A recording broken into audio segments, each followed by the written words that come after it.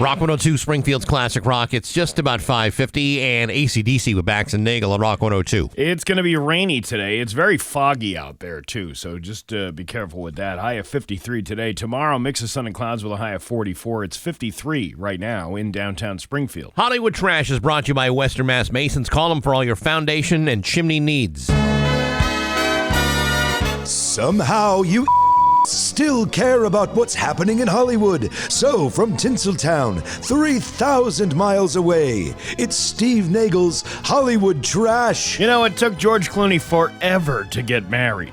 Married again, that is. He was married to actress Talia Balsam from 1989 to 1993, but after that, he pretty much recommitted to the bachelor life. And once he did jump back in with Amal Alamuddin in 2014, it seemed like one of those marriages that had a chance. Yeah? But according to tabloid rumors, George and Amal are heading for a trial separation. Ah, Jesus. Because their various career obligations have kept them from seeing each other, and as a result, they've grown apart. I thought that was the absence makes the heart grow fonder thing. Yeah, theoretically, but, Yeah. she could do better. Yeah, I know. She's dating that sack of potatoes. That I she's mean, with. honestly. George I mean, is, she's a philanthropist and a brilliant attorney. What'd she need a guy like a slob like that for? George is preparing for his Broadway debut in a stage adaptation of his movie Good Night and Good Luck.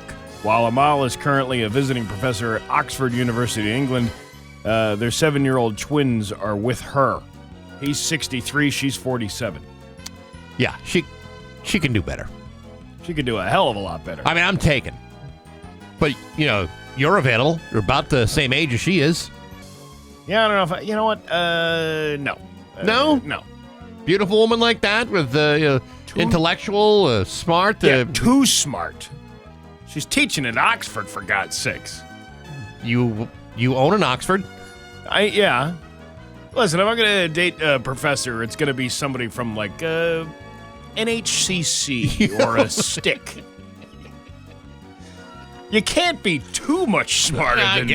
I suppose. Look, I'm a bumbling idiot. I mean, you have to have a little bit more sense than I do. I'm just looking out for you, Steve. I'm looking out for your best interest. I think she'd be like right on par for you. But if you want to diminish all your many accomplishments, yeah, I know. Did she ever bust up a terracell at a Cumberland Farms? No, but she could see right through it. Did she ever save thousands of cars from a pothole? No. Well, see? Yeah. That's what I'm getting at. Remember those rumors a few years ago that Bill Murray was dating Kelis or whatever her name is? Yes. Turns out her milkshake did bring Bill to the yard, but he never drank any of it. Well, because she'd have to charge him. In a new interview, Bill said he first saw her in Old Dirty Bastard's Got Your Money video, and he just had to meet her. The more surprising thing is that Bill Murray is enjoying Old Dirty Bastard videos. But that's how they became friends, and that's all they are. But he said, quote, I got great press that I was dating her, which really raised my cred. Yeah, I'm sure it did. Joey Potter's house from Dawson's Creek is being auctioned off, and the starting bid was a mere $29,000. As of last night, the bidding had only risen to $30,000. So it sounds like it's going to go for cheap. Too good to be true? Well, the house in Wilmington, North Carolina... It's in Wilmington, North Carolina, but if you buy it, you can't move into it right away. First, you have to move it. You got to move the house? Yeah, the whole house. This is a personal property auction, meaning that the house itself is for sale, but the land it's on is not. That's why it's so cheap. Otherwise, it'd probably go for millions of dollars. It has to be moved, and the buyer is responsible for all the costs associated with the relocation. Well, my truck doesn't have that kind of towing capacity. Oh, yeah, sure it does. Not my truck. Have you ever tried the towing capacity on your truck? It can't move a house. You don't know that. It'd have to be a very small house. I don't know. If you're a big fan of the Dawson's Creek show. And who isn't? For $30,000, how much do you think it's going to cost you? I always wondered how much those moves cost. They did that a few years ago. They moved a house from like Wilbraham to Amherst or something like that. Remember that? Yeah. Or something to But Wilbraham. they had to move like power lines in order to do it. It was a big deal. Yeah, that's not a cheap thing to do. No. I don't know. I don't think I would be jumping in on that. David Duchovny will host and produce a real-life X-Files series for the History Channel. The History Channel actually shows shows? I thought it was just all repeats of... No, there's actual, there's unique content on the History Channel. It's called Secrets Declassified. The 10-part series will reveal the latest evidence, quote, the government's most secretive, strange, and mind-blowing activities that have been declassified throughout history. Each episode will focus on a different topic, like the story behind Argo and the mystery of Area 51. David says, quote, I've always been drawn to explorations of the more complicated aspects of our lives, leaning into conversations that dig below the surface and unlock a more interesting story. And oh yeah, I'm getting paid. Yeah, that's also part of that too. That history buff thing doesn't come without a paycheck. I won't be a buff without it. You know, I'm tired of people saying we're going to release secrets and then no secrets get revealed. It's just to keep you hanging on just a little bit longer. Well, some secrets have been revealed, like that whole UFO thing I was talking about, but it's coming out like little drips and drabs. I was expecting a big onslaught of stuff. Which makes me think that they don't have anything and it's not real. Well, the build-up sure was pretty good, I gotta say. It had me going. Sag Harbor, New York officer Michael Arkinson was named Officer of the Year. That name might not mean anything to you, but Arkinson became a minor celebrity last summer when he arrested Justin Timberlake for drunk driving. That collar probably didn't snag him the award, though, at least not on its own. He's only a rookie, and he led the department in arrests and summonses. You arrested Justin Timberlake as a rookie? Yeah. Good for you, Jack. He was honored for making, quote, an immediate impact within the department and the community. So, Justin told him, quote, this is going to ruin the tour. And Arkinson said, what tour? And Justin goes, the world tour. Get in the car, you drunk bastard. Yeah, like you're Justin Timberlake. Can you imagine that? But he didn't. He was like one of those, do you know who I am things? Mm-hmm. And the guy's like, what are you talking about? You're drunk. You're driving your car all around here. It's not going to help you out in the drunk driving thing. Kim Kardashian is considering a run for public office. Really? Yeah. She had something to say. Oh my God, the last time I did anything this political was when Ray J flicked my hanging Chad with his electoral porridge and that sex tape you can purchase on YouPorn for $39.95. Did you ever have the electoral porridge? No, but I definitely pulled the lever. You should see the constituents. The constituents.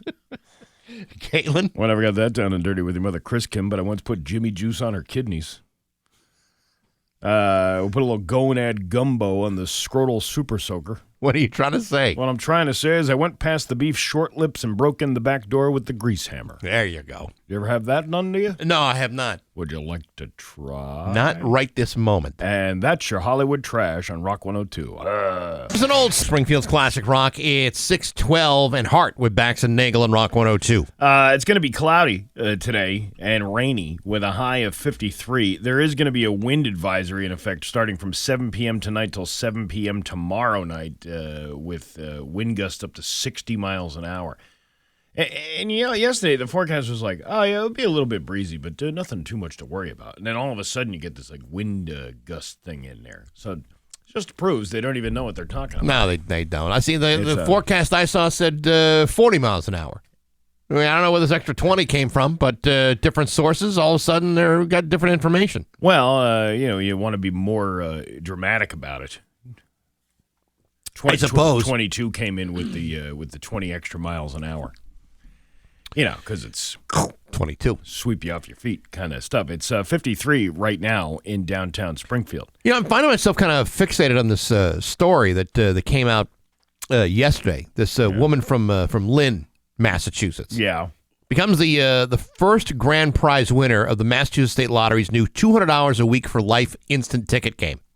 So it's a scratch ticket where you can win $200 a week for the rest of your life.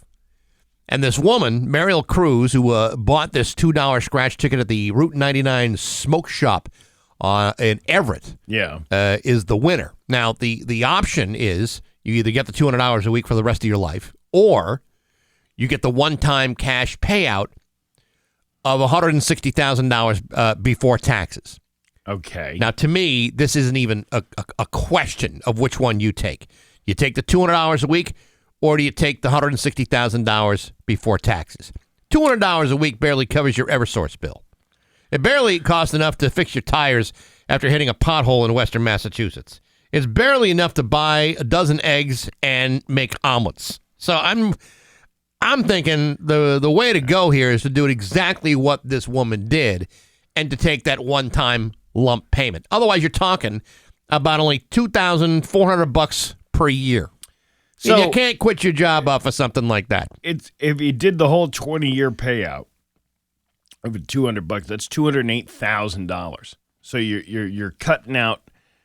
You know, they do that whole, well, we'll settle with you for $160,000, but you still got a third of that goes to taxes or more. Sure, right. So is it even worth winning the lottery unless you win something significant? Because, to be honest, this is why I don't buy $2 tickets.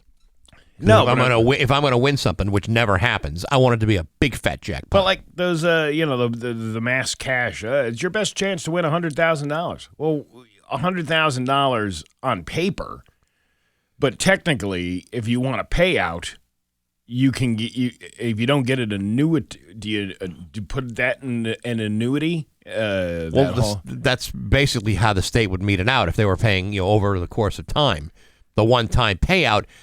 Listen, I mean, I know you're going to get taxed one way or another, and there are differences in how that kind of money is taxed, but $200 a week. I mean, I wouldn't say no to it. I'd love to have $200 extra bucks a week burning a hole in my pocket. But given the choice, that doesn't seem like. And she's a news story.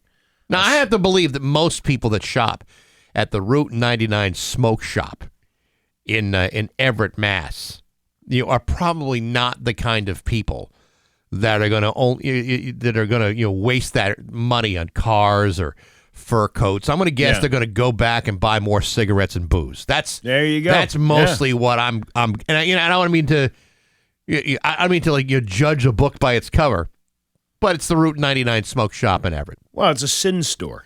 Yes. You can get all your sins in one location. You're gambling, you're drinking, your smokes. Probably, if you say the right word, you can probably get one of them vape pens that has THC in it. They're not supposed to sell those there. You come back, ask for Raj, and say you want Skittles or Fruit Loops. That's what that guy down here told me before that vape shop closed. Really? Yeah. Say Skittles or Fruit Loops? I bought one of those THC cartridges from the dispensary, but the battery went bad. Yeah.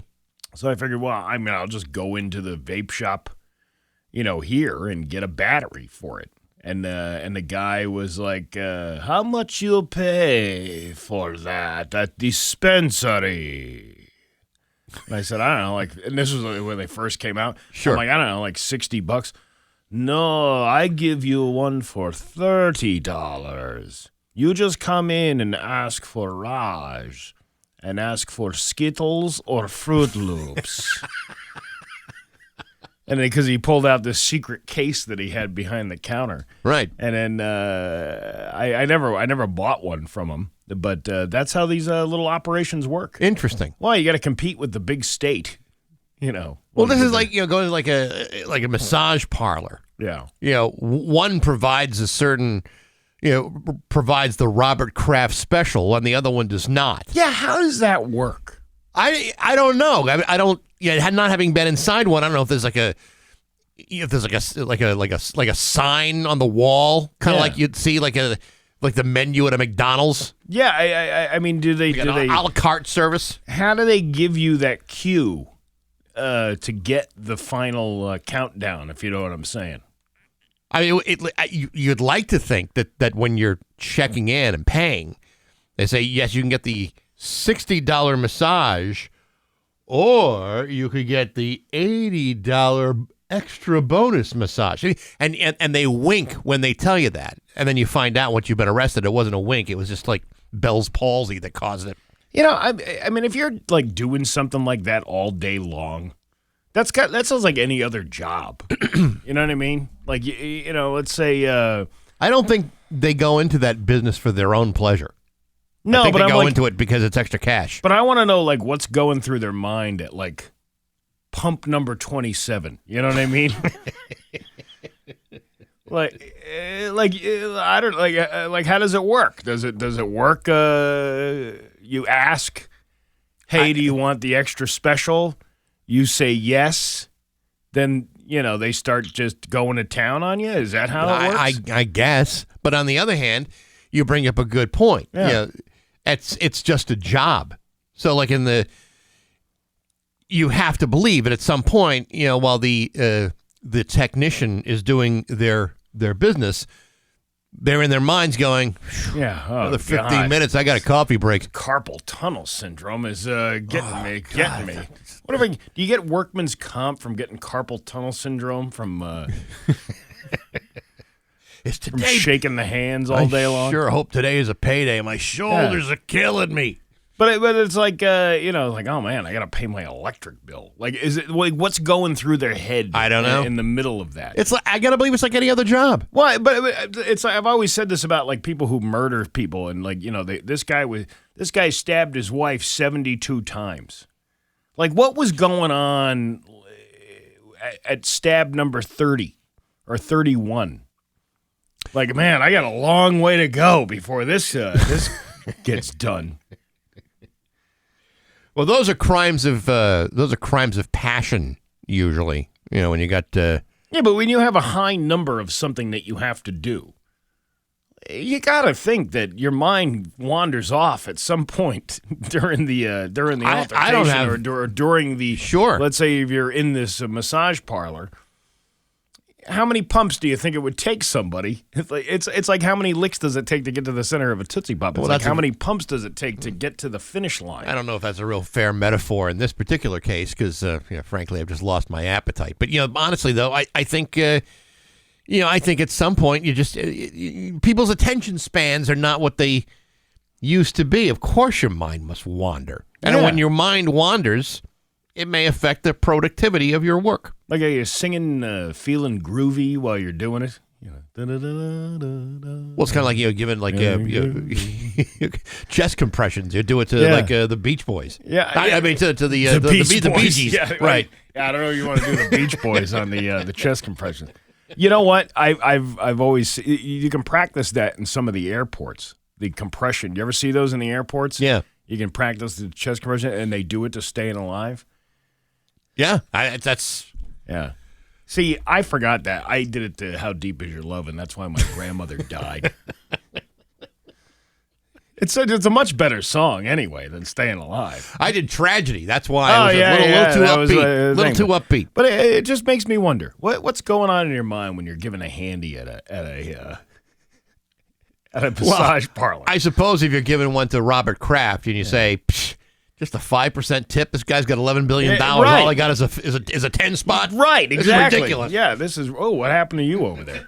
What happened? Nothing. Just Did your hydraulic? my hydraulic thing. It's fine. Oh, all right. We're good. Anywho. But yeah, I think about that. You know what, Route 10 Tire listener, what's going through the mind of someone giving a handy at a massage parlor? 293-1021. What's your favorite handy story? It's 622 at Rock 102. Rock 102, Springfield's Classic Rock. It's 628. And the Black Crows with Bax and Nagle at Rock 102. It's Dan Brown who's got the forecast for you today. Bacon and Brews is coming back April 13th, brought to you by Dave Miner Exterior Home Improvements and Aqua Pumps, happening at the Log Cabin this year from noon to 3. It's a big bacon and craft beer themed bash. It's a lot of fun, and it is delicious. You'll have all the bacon-inspired bites from the Log Cabin chefs, plus a selection of local craft beers like Back East Brewing, Loophole Brewing, and more, and live music from Stimulus. It's going to be a great day. Early bird tickets are on sale right now at rock102.com. You want to get them this week before the price goes up. And you got to be over 21 with a positive ID to enter. It's Bacon and Brews, brought to you by Dave Miner Exterior Home Improvements and Aqua Pump, with support from Nor'easter Organic Life Hydroponics, the Tommy Carr Auto Group, and Rock 102 Springfield's Classic Rock. All right, what you want to laugh? Sure. All right, let's laugh. It's Bax and Nagle's Joke of the Day I'm funny how? I mean, funny like I'm a clown, I amuse you. on Rock 102, I make you laugh. Springfield's Classic Rock. What's the difference between a casual dinner party and a pirate orgy? I don't know. What's the difference between a casual dinner party and a pirate orgy? In one, you come as you are, and the other, you are as you come. Now, I wonder what's going through the pirate's mind at, the moment of him. Payday.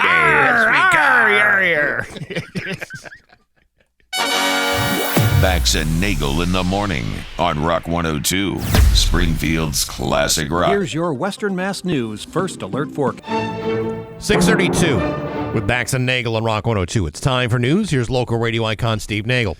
Thanks, Bax. A Springfield man was arrested after drugs and cash were seized following a police chase.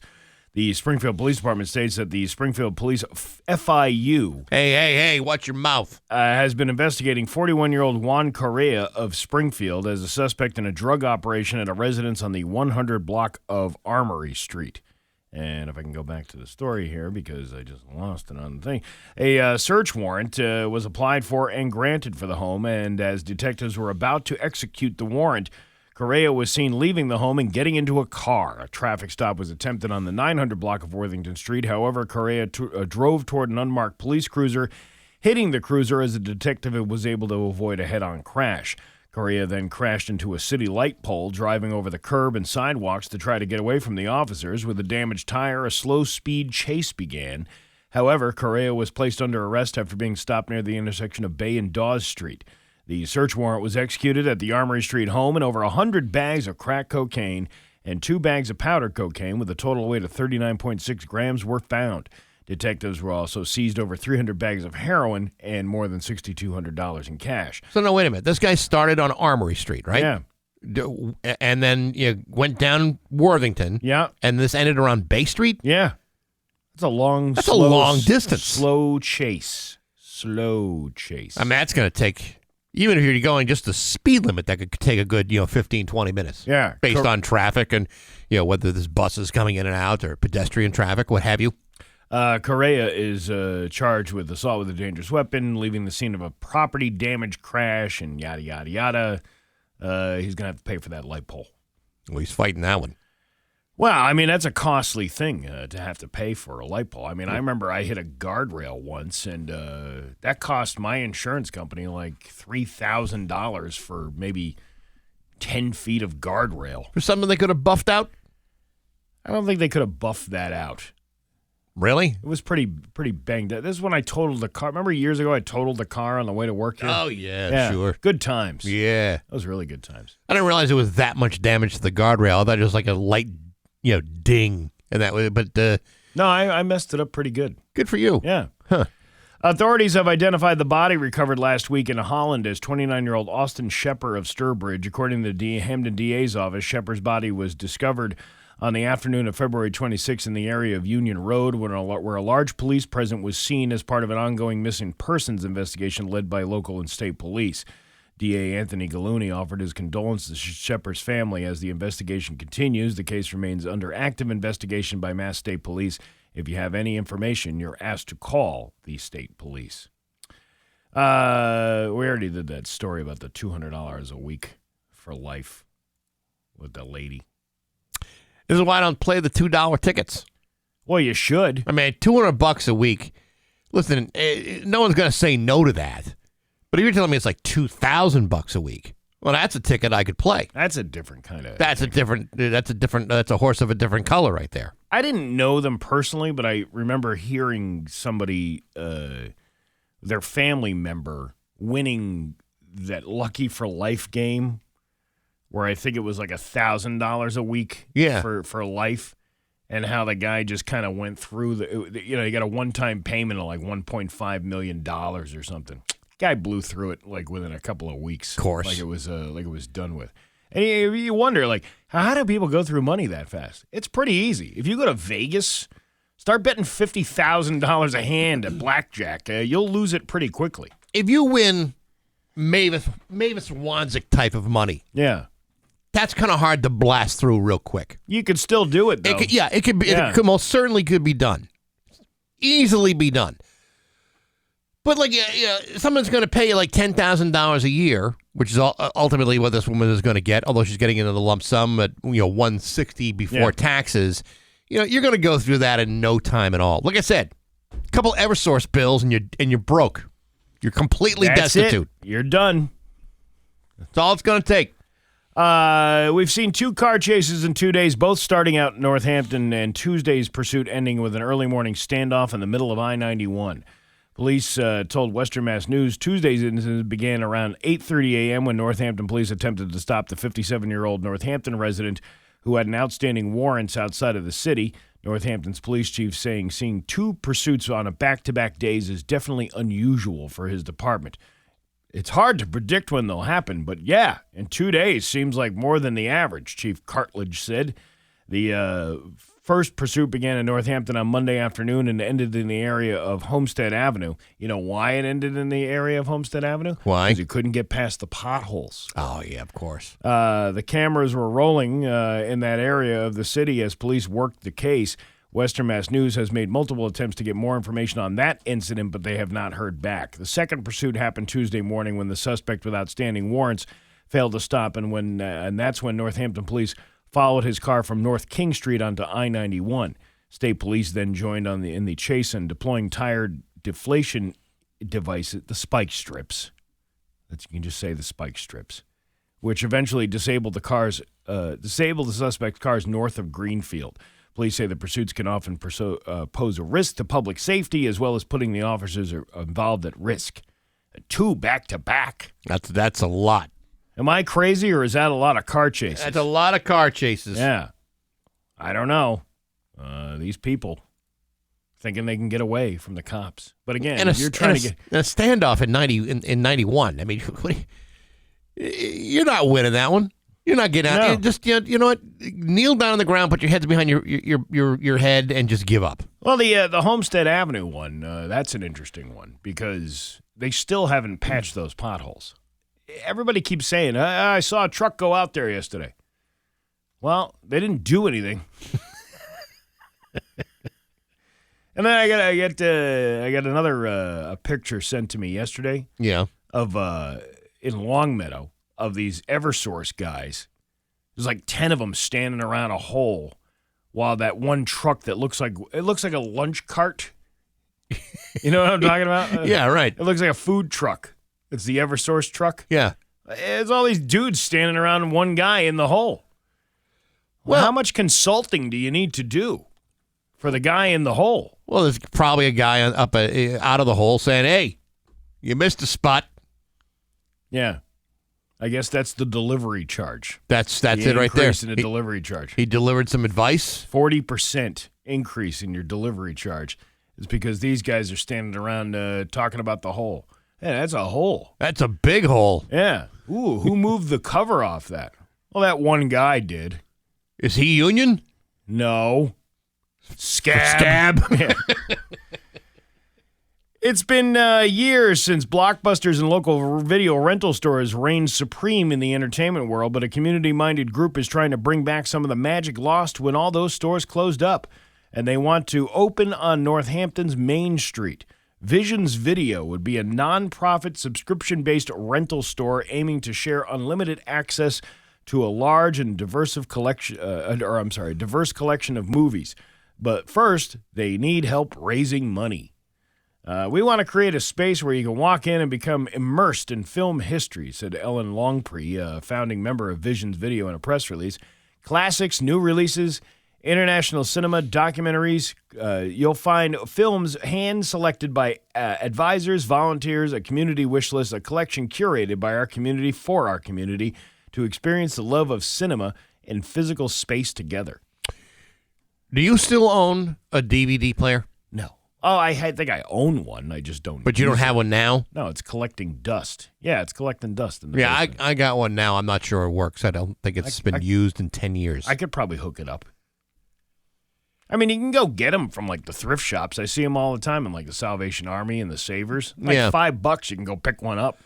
Well, that's it. My point is not whether or not I could use my DVD player. The question is, who still has one?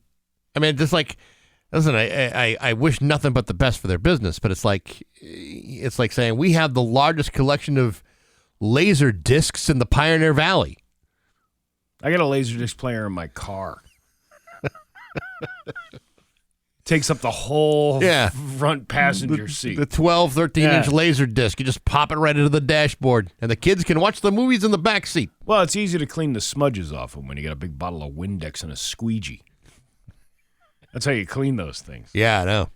Beautiful. Visions Video is hoping to open its doors on 183 Main Street, which is located next to the former Haymarket Cafe in the spring.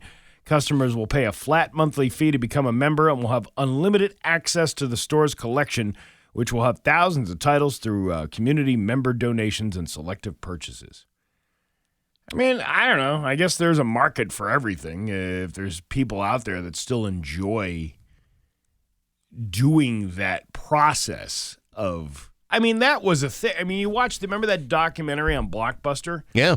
That was like a cultural thing. People would go to the video store on a Thursday or Friday night to rent movies for the weekend. Every damn week we would do that. Yeah.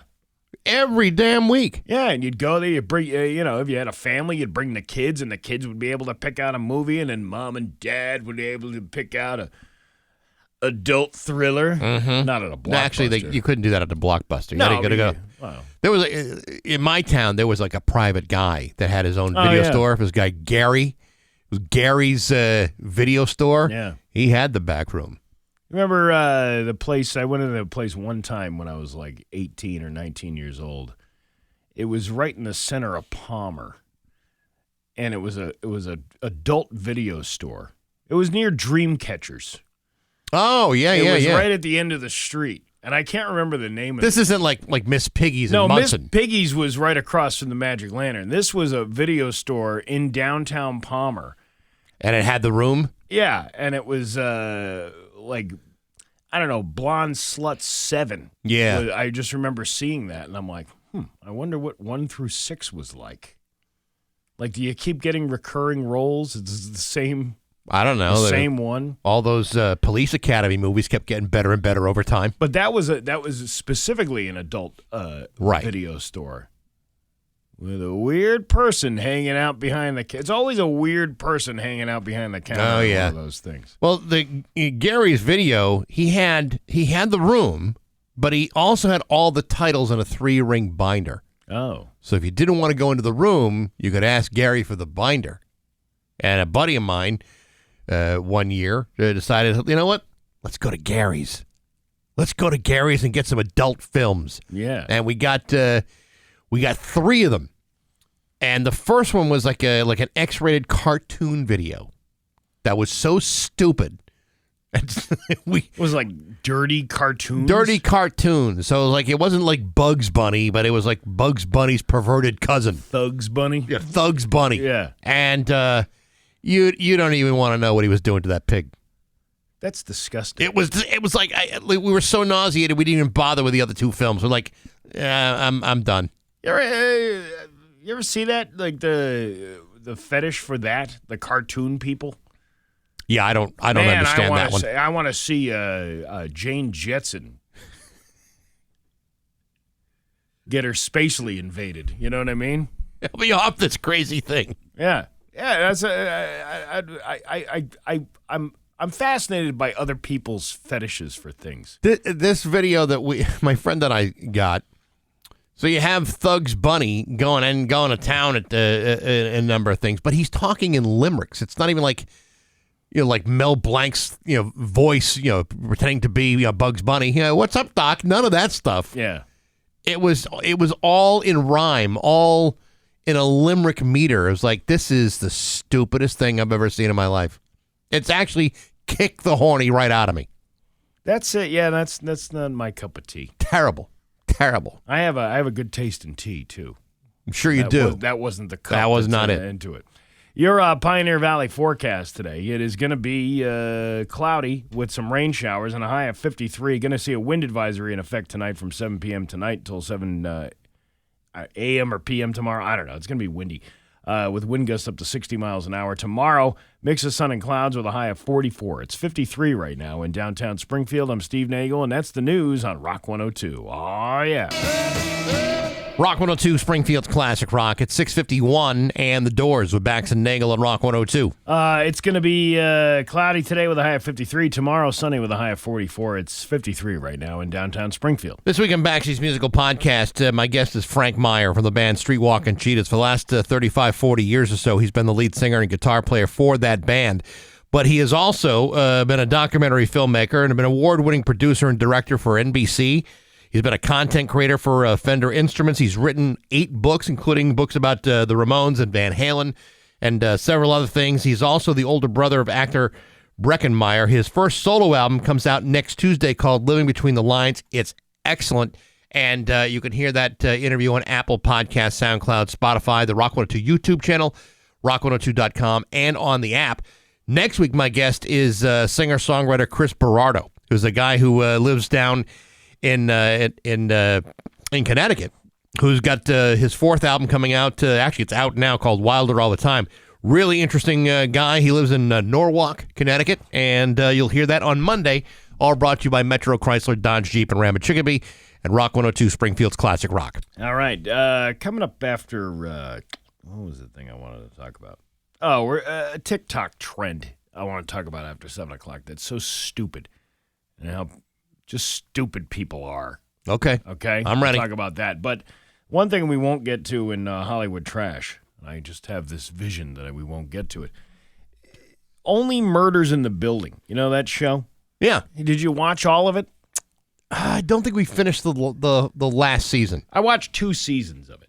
Yeah, that was enough. Lose it. Yeah. And that was enough. It's now on they're debuting a season 5 that Only Murders in the Building adds Keegan-Michael Key for season 5. How much can you stretch a story out? If you got that many people getting killed in the building, it's time to move out of that building. And frankly, Steve Martin and Martin Short are pretty old. As far as, actors go. Yeah. What if one of them dies before the filming ends? Then you turn that into the plot line, don't you? Then all of a sudden, say like it's, Martin Short and Selena Gomez have to solve crimes. Yeah, I'm just not. I have no interest in watching something just get beaten to death. The first 2 seasons were really, really good, and I liked it. I liked that show. But you're right. After a period of time, I'm like, okay, I've kind of gone through it already. I think it was only, from what I originally remember, it was only supposed to be 1 season. And that was supposed to be it.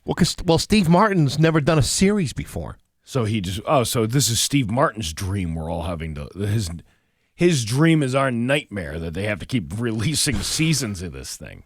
I'm sure if you criticized him right to his face, I would say it to him. Yeah, you know what his response would be? What? Well, excuse me. Excuse me. That's what he would say. Yeah, I'm almost positive. But I still haven't gotten into any other series. We were talking about that last week about other series I could watch, and I don't have the time. I don't have the time to do it. That's the problem. You really have to dedicate to it. I've told you, at some point, I'm going to strongly cannot urge you enough to start watching Breaking Bad because it's phenomenal. Probably the last new series I watched was Ted Lasso, which was great. It was great, but the episodes were short. Yeah, as opposed to watching something for 48 minutes at a time. The problem with the Breaking Bad, the Breaking Bad series is you have to watch all of it in order to understand Better Call Saul, and you have to watch it, even though technically Better Call Saul happens before Breaking Bad. It's better to watch Breaking Bad first. Yeah, my attention span doesn't last that long. Yeah, well, one of these days you might want to because it's sensational. Right. I'll see. No other way to put it. Can I do the Cliff's Notes version? Sure. Like I usually do? Yeah. Yeah. All right. Okay. We'll do it that way. It's 6:56 at Rock 102. And now, Bax's View from the Couch, brought to you by Rocky's Ace Hardware, Winter Storm Headquarters, before and after the storm. Hey, good morning, sports fans. How the heck are you? As you know, football's offseason can be a pretty volatile time. You got players getting traded, waived, signed to big fat extensions, others who are getting slapped with franchise tags. For coaches, it's much different. You got guys getting fired, guys getting hired, guys in the bubble, other guys trying to rebuild. Occasionally, however, you'll see a coach get fired, not simply because of his ineffective coaching style, but because he's an a-hole. Case in point, I present to you the recently fired Denver Broncos assistant coach, Michael Wilhoit. Yesterday, the Broncos released Wilhoit as the team's outside linebacker coach for his own personal behavior following an arrest last month at the Denver International Airport. According to reports, Wilhoit was arrested at the airport after attempting to leave his Ford Bronco unattended at the airport drop-off lane. Now, under most circumstances, if airport police were to suggest to you a reasonable person to move their vehicle, that reasonable person would do so in compliance with the officer's firm directives. After all, he's there to uphold the law and to ensure the smooth flow of traffic during airport departures. Meanwhile, Michael Wilhoit did not clearly understand this, and so as he was directed to move his vehicle, Coach Wilhoit responded to the offer by saying, and I quote, "Shut the F up." That statement was then immediately followed by Wilhoit punching the officer in the face. Now, I've certainly enjoyed my share of airport drop-off and pickups in my day, and I must tell you that the last person in an airport that I would punch in the mouth would be an armed police officer. Truthfully, I try not to physically assault anybody in an airport if I can help it. Flight attendants, TSA officers, the lady selling gum at the Hudson News. I won't even take a swing at somebody in the duty-free shop. But to take a shot at a cop in the drop-off lane shows a remarkable lack of patience and restraint. And while you hate to see anyone lose their NFL coaching position, if you're willing to throw down while dropping somebody off at the airport, imagine the trouble you might cause if it were your flight. But hey, enough of my yapping. Sports brought to you by Rocky's Ace Hardware. Sure, you can paint the house, but you get some help. You need to see Steve-O at the Liberty Street Rockies. Pro painting crews count on a guy like Steve-O. He can help you with the pro painting tricks and advice. Good people, rock solid service at every Rocky's Ace Hardware. I'm Bax. That's my view from the couch. Rock 102, Springfield's Classic Rock. It's 7:09, and Eddie Money with Bax and Nagle on Rock 102. Going to be cloudy today, rainy, with a high of 53. Then windy tonight, a wind advisory in effect with wind gusts up to 60 miles an hour, so that should be fun. And tomorrow's mix of sun and clouds with a high of 44. It's 53 right now in downtown Springfield. It is a Thunderbird Thursday. Later on this morning, I'll give you a crack at winning a 4-pack of tickets to Saturday's game against Providence. It's the Pink in the Rink game, which is a really good...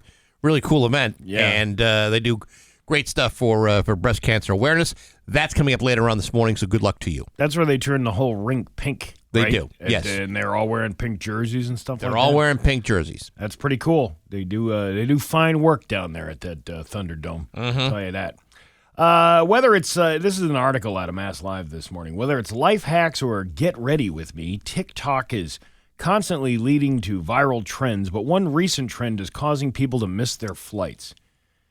The new trend, known as airport theory, has gone viral on social media and encourages travelers to show up at the airport just 15 minutes before their flight is supposed to leave, despite several travel experts and even airlines advising otherwise. The idea is that travelers can show up to the airport just 15 to 20 minutes before their flight leaves to clear security and board the plane, but avoid spending precious time waiting around the airport. Okay. All right. However, Delta, a comprehensive guide for check-in times at U.S. airports suggests you should typically arrive at the airport at least 2 hours before your plane departs, check in at least 30 minutes before, and arrive at the gate at least 15 minutes before departure. While some TikTokers have tested the theory with success, others have not been so fortunate. TikToker Michael D. Costanzo Can't stand you. Recently tested the theory at Hartsfield-Jackson Atlanta Airport, which is considered to be the busiest airport in the world. D. Costanzo said it took him 7.5 minutes to clear the TSA pre-check in and security. However, he did not check a bag in. Okay. All right. According to him, he made it into the gate in 14 minutes and 57 seconds, hailing the experience a huge win for the airport theory. He tested the theory again at L.A. Airport, where he claimed it only took 40 seconds to grab his luggage, 7 minutes to clear security, and 3 to 4 minutes to reach the gate for a total of roughly 12 minutes. Airport theory's got me covered, he said, but other TikTokers beg to differ. The airport theory failed TikToker Jenny Kurtz. Kurtz posted a video of her calmly walking around an airport with an iced coffee in hand and a text overlaid reading, "For those of you thinking about testing the airport theory, don't do it. Missed my flight." She captioned the video, "I would not recommend." And it appears she isn't the only one. Syracuse.com reported that Google searches for "I missed my flight, what do I do?" have increased 60% over the past month, citing Google Trends. When are people going to realize that, TikTok videos are entertainment? They are not fact-based things. No. It's just like any other thing on television, any other thing on any other kind of media platform where it can be manipulated to make you think that this thing actually works. If you think you're going to save time by testing this theory and it doesn't work, you're looking at wasting hours of your time for the next flight. And you know what? When we flew out to Florida over Christmas time, we paid extra to have that express, TSA check-in. Yeah. Why? Because we thought, let's just do it. And you know what? I mean, while it was more expensive, everything in an airport is more expensive because everything now is kind of a la carte. But it's like, all right, that was cool. We got through this without much of a problem. But on our way back, we didn't. And quite frankly, the line to get through TSA was not so bad. So, yeah, it was probably stupid that we did it, but we did it to test it, and it was fine.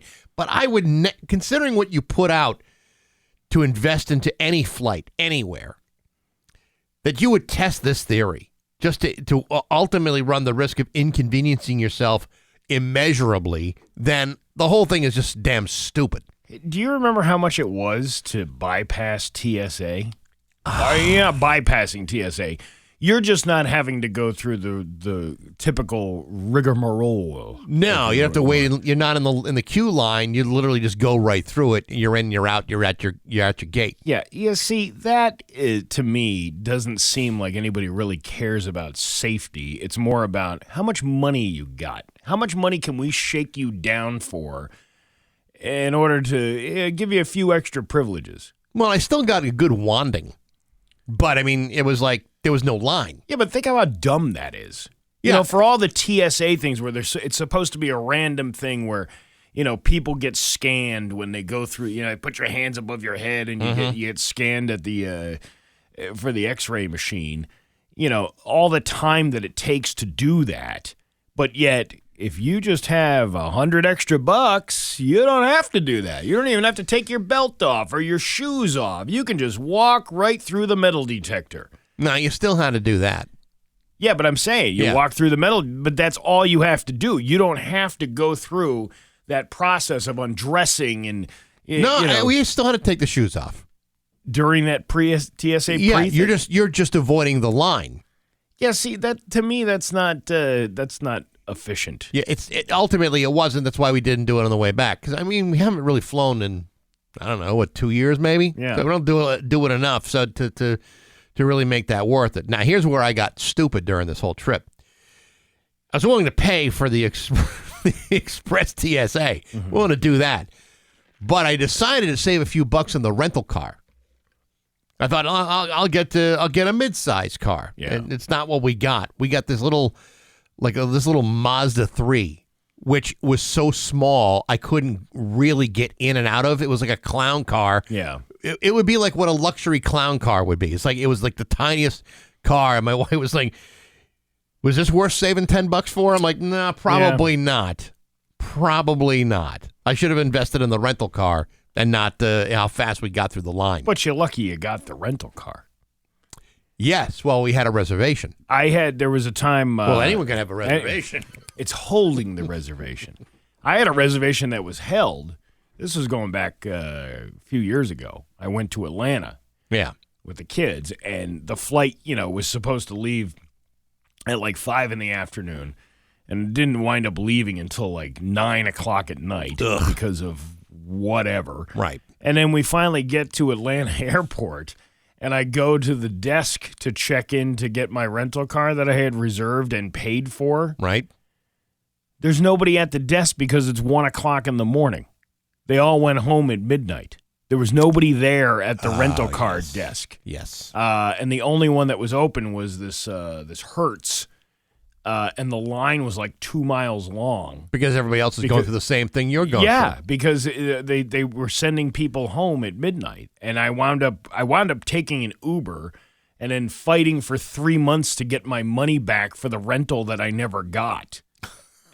It was like a weekly process. I was on the phone with these people to get my money refunded to me, and they finally did it. But because it was like $300 for the week, to rent a car from this place. I did that something similar once. I mean, I had a place. I flew into Milwaukee. I was going to get a rental car, but the line was so ridiculously long, and I had a place to be. I mean, they had there was a time specific place I had to be. And I just said, well, to hell with it. I'll just take an Uber. Yeah. And I was able to cancel the reservation pretty quick. So I was never charged for the reservation because, again, like you, I never actually took the car. I just used Uber for the rest of the trip. Yeah. But that wasn't a problem. I'm surprised it took you so long to get a refund on a car that you never actually took out. Well, because it was a refund from a third-party booker. It was like rentalcars.com or something. It wasn't the actual company that made the reservation. It was a third-party company. So they were the ones that took the money. Gotcha. And it wasn't the car company that took. If I had just done it directly. Yeah, see, that's the thing. We're idiots because we buy into this whole, hey, we're saving a few bucks. Sometimes it's just easier to pay the full price or whatever that you're doing to avoid the hassle and the headache in order to do something like that. It's true. But going back to this whole thing about this, the trend in, you don't have to show up until, 20 minutes before your plane's supposed to leave. Any experience I've had, I've always had to wait in line at TSA. I guess it also depends on what time of the day you're leaving and how busy the airport is. Because if you leave if your flight is supposed to take off at 6:30 in the morning, you can pretty much guarantee that the airport is very busy at that time because most people are taking those early morning direct flights somewhere, as opposed to showing up at 2 in the afternoon when it's not as busy. You could probably show up maybe a half an hour before the flight does, but are you willing to risk that after spending all that money on a plane ticket and then having to You also run the risk, because this is the other part of it. You also run the risk of that flight that you're looking to get on is delayed because they're waiting for you to show up. Yeah. Your theory would have been fine had you shown up like a half hour, an hour earlier, but because you decided to dawdle and go get yourself a coffee and all the other stuff, everybody on that flight is waiting for you. How often does you see that? From time to time. They're waiting for that one person. Like the one person that's they know already they've checked in. They're checked in. There's luggage on the plane. They're waiting for you. But because you're trying to do some TikTok videos in the airport, all of a sudden now you've inconvenienced everybody on the flight. Yeah, you're walking away, doing a video, holding your little your video caster kit. Going, oh, yeah, see, if you just show up only 15 minutes before your flight's supposed to leave, they're not going to leave without you. Yeah, nothing better than live streaming disappointment and aggravation. Yeah, so, but the point, my point being is, stop listening to TikTok videos because it's an entertainment platform. It is not a fact-based platform. And there's nothing fact-based about it. And anyone can edit their videos to have it look like whatever they want it to look like. Of course they can. And listen, we do it all the time, when we make videos for this place. It's not, it's entertainment. They're jokes. It's not meant to be a fact-based program. But people take these things that they watch on these videos and they go, oh, well, that must be the truth. Might as well, follow along with the rest of the lemmings. The Liver King said I should try doing this. So that's what I'm going to do. Yeah, I'm going to finish eating my bull testicles, then go to the airport. Yeah, it's like somebody watching The Vulgar Chef and going, "Hey, you know what? That actually looks pretty good. I think I might try that." It's 721 on Rock 102. Rock 102, Springfield's Classic Rock. It's 726, and Zeppelin with Bax and Nagle on Rock 102. Dan Brown will have the full forecast for you. Hey, real quick, the guys from the Move the Mic podcast that we had on a couple weeks ago, Yeah. the episode that I did with them was posted up yesterday. Yours was posted last week. Mine got up this week. And I want to thank those guys. I think it came out pretty doggone good. Yeah, I listened to the whole thing at 2 times the speed. Yeah, well, that's you can still make out most of what I said at that kind of speed. And I just slowed it down when you talked about me, which means I didn't slow it down the entire time. It just went right from one end to the other. Now we talked about you plenty. We talked about you I know, enough. it was pretty good. I listened to the whole thing. I actually listened to it while I was going to the reading last night, the script reading of this Sanctuary Much. This is the play you're doing. I'm doing a play at the Ludlow Exit 7 Players Theater there coming up next weekend. Mm-hmm. Now, when I was asked to do this, I was asked to say, can you read a couple of lines in this thing? And I'm like, yeah, sure, I'll read a couple of lines. And then I get the script and I'm like, this is more than a couple of lines. This is like all of the lines in the first 2 parts of the play. And you got the script how long ago? Like the other day, like Sunday, right? And it's like next weekend. And I'm like, how the hell am I supposed to remember all of this in 2 weeks? But I was like, you know what? I'm up for a challenge. Why not? Let's start reading. I'm trying to, remember stuff. It turns out it's a dramatic reading of a play. So you're not actually acting, memorizing lines. You're acting, but you're not memorizing. You don't have to memorize everything. Gotcha. I mean, you should be familiar with it so you can know where your cues are and all that stuff. But I was like, woo! Thank God for that. That would have been a train wreck. That would have been like trying to watch a NASCAR race. I'm just waiting for this thing to explode here on stage. The crash is going to happen. Yeah. Just in what form? But it's you know what, I support local arts and entertainment, and this is another one of these things, a local theater going on here, and it should be pretty interesting. Next weekend, next Friday, Saturday, and Sunday. Okay. So and we're going to have some people in here next week. Yeah, we'll actually talk with Michael Buster McMahon, who wrote the play, and we'll have Bo Sullivan in here. The Bo Sullivan? The Bo Sullivan. Westfield's very own Bo Sullivan? Yeah, I mean, I don't know how he's going to handle himself without Brad Shepard, but he'll be in here. I could call Brad if I need to. I don't know if he's still awake. Fair enough. It's 7:29. News is next. 7:31. With Bax and Nagle on Rock 102. It's time for news brought to you by Aqua Pump, an expert in all water supply systems from the well for the pump and into the house. Here's local radio icon Steve Nagle. Thanks, Bax. Springfield police are continuing to remind drivers not to leave their cars unattended while they are running. Really? Yeah. Now you tell us? From the no-duh department of the Springfield police. Since the beginning of the year, police report that more than 50% of the cars stolen in the city were left either running had. Oh my God. This is the way this is written. 50% of the cars stolen in the city were either left running or had the keys left inside. Had the keys left inside. Yeah. Okay. You get it. You understand what they're saying. Yeah, you understand what they're trying to say. They just don't have the ability to say it. The department said it's seen cars stolen from both home driveways and business parking lots. Warming up your car and leaving it running while you grab a coffee seems harmless, but it can only take a car thief a few seconds to steal your vehicle. It's according to Ryan Walsh. He doesn't really sound like that, though. He should sound like that, though, when he's talking about things like this. Yeah, I know Do you know how dangerous it is to leave the keys in your vehicle while it's running? I know it seems obvious that you're probably not supposed to do that, but there's a lot of people who do that. It's not just a couple of dumb people here and there. Yeah. It's a lot of people. And there's a lot of people that don't lock their doors when they're not home. There's a lot of people that do things that are inviting problems. Yeah. Because they just that would never happen to my car. Not this set of sweet wheels. There was a video I saw. I think it was somewhere in Alaska. I think it's Anchorage, Alaska, or something. It gets so cold up there that people go grocery shopping, but they leave their keys in their car because, who's going to steal your car in Alaska? Like, where's that going? I don't know. They tell you to never leave your car running unattended. Roll up your windows, lock your door, and take your keys or key fob with you. Park in a well-lit area. Do not leave valuables in plain sight or in your car at all. How am I supposed to keep that gun and the drugs locked up underneath the seat?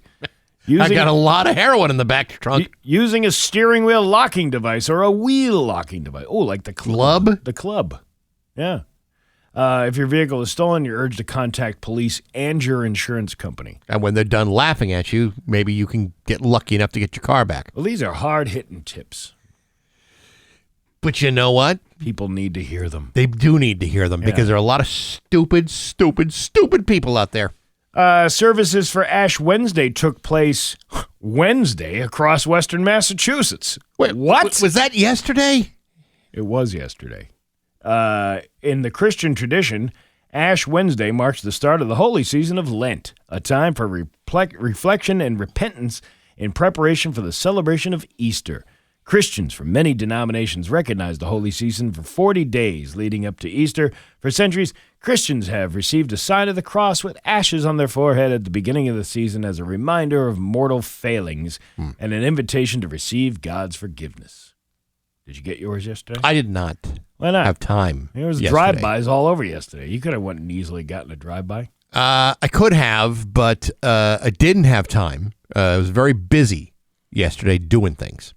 Western Mass News spoke with Father Dan Pacholik, pastor of Our Lady of Blessed Sacrament in Westfield, about what it means on a personal level.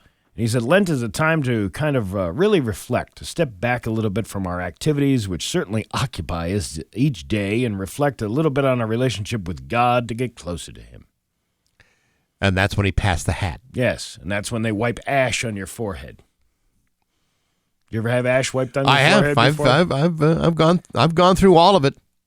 Yesterday, I've done all that stuff. Yesterday we had cake day here at the radio station, which was. I wiped frosting on my forehead. I thought that would be close enough. That worked out well for you, didn't it? I was able to take the frosting off my forehead later and eat it. We had cannoli cake from La Fiorentina. Sure was good, though. Absolutely delicious. It really was very good. Wasn't it worth... Actually, there's still some in the fridge upstairs. There is? I would have thought that would have been long gone. Usually, some people didn't partake yesterday, I think because of this whole Lent thing. Interesting. You know, when September rolls around, I realize the cannoli cake sounds good, but I'm starting to think maybe I just really want the cannoli filling. It's really all I want. That in a spoon or put it in a bag and just squeeze it into my mouth. I bet you they could do that for you. If you want to pay for it, they'll do anything for you. Well, I mean, not everything, but I mean... Can I have 5 pounds of cannoli filling, please? I'm sure they would. Yeah. Springfield police arrested a man on Tuesday morning and seized a trafficking weight of cocaine and heroin as well as cash. Just before detectives were going to execute a search warrant at the home of 41-year-old Juan Correa, they reportedly saw him get into a car, but while attempting to conduct a traffic stop, Correa allegedly rammed into a police cruiser. He then drove into a light pole and drove on the over the curb and in sidewalks. He was eventually arrested. Detectives later executed their search warrant at his Armory Street home and recovered more than 100 bags of crack cocaine and 2 bags of powder cocaine, and they seized 300 bags of heroin and more than $6,200 in cash. You know, I made a mistake last hour when we were talking about this story about the distance we're talking about here from Armory Street to Worthington to Bay Street, but then. I'm thinking, as it turns out, it's really not that far of a distance. Yeah. Really. I mean, Worthington, the Federal up to St. James, then Bay Street. I mean, it's really, you can get it all done in just a matter of minutes. I thought it was a much longer distance because I'm thinking, well, maybe you take 291 to St. James, go that way, or maybe you take, Worthington to into McKnight, hang a left. That wasn't the case at all. I think this guy knew where he was going, probably had GPS or a very good sense of direction. All right. So I want to just correct myself and say I was wrong. Well, I'm glad you cleared that up for everybody. Just in case there was anybody was saying, what way is he going? Some people don't. That's part of the Steve Nagle College of Criminal Knowledge class, is learning your streets, learning your routes. You definitely need to map out an escape route and a way to avoid a police chase. A slow police chase, be that as it may. People are not that bright, though. No, they're not. Let's go down to Connecticut. Police hope the public could help identify a man who stole more than $1,600 worth of oak wood flooring. It happened at a Lowe's in Waterford on March 2nd. Police said the suspect took 25 units of wood flooring valued at $1,638.50 and left the store without paying. They said he got into a gray-colored car with Rhode Island he had Rhode Island plates. Only a scumbag would steal flooring from a Lowe's from Rhode Island. I don't know if the Rhode Island thing has anything to do with it. Is it possible? Would he have gotten away with this had he installed the flooring and then put carpeting over it? Yeah, I think maybe that's how you hide your evidence. Yeah. You get a roll of carpeting and go, oh, what are you talking about?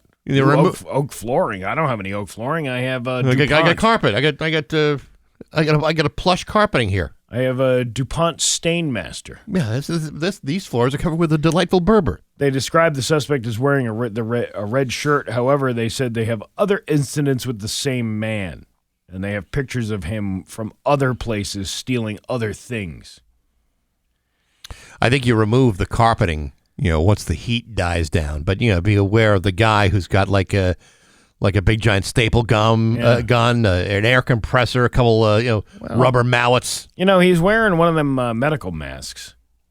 And, it's become one of those things where you can't tell people to take their mask off. Right. Well, you can't come in here. Remember, it used to be you have to wear a mask to come in here? Mm-hmm. You can't tell people to take it off. In the Batman and Robin series, Robin would wear a mask over his eyes, and no one could ever identify his real identity. Yeah. A pregnant sea lion is recovering at a California facility after police say she was beaten with a stick in an attack captured on security camera. The suspect is now in custody. A 5-year-old female sea lion is in the care of Channel Islands Marine and Wildlife Institute after an attack on Ventura Beach. With security cameras throughout the area, a police dispatcher was able to see a man, later identified as 32-year-old Christopher Hurtado, beating the innocent animal at about 9:20 a.m. on Tuesday. What the hell? What's wrong with that guy? They saw a male subject come up and grab a stick off the beach and just began hitting the sea lion. It's something that is shocking. You don't expect to see something like that, said the police commissioner, Edward Caliento. Within minutes of the attack, police responded and caught Hurtado, as he tried to leave the area. He was discovered to have methamphetamine on him. That would explain might have been beating the seal. Right. He was a little confused and probably under the influence.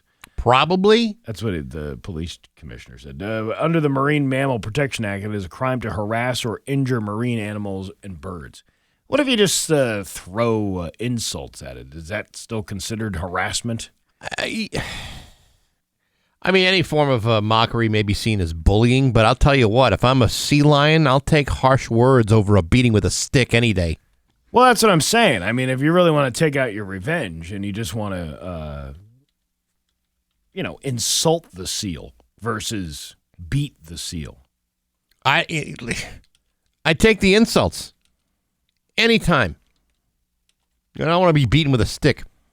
You don't want to be beaten with a stick? I don't. You just quit flapping around. You're a seal of disappointment. What's wrong with you? You're a seal. No, I'm a sea lion. No, you're not.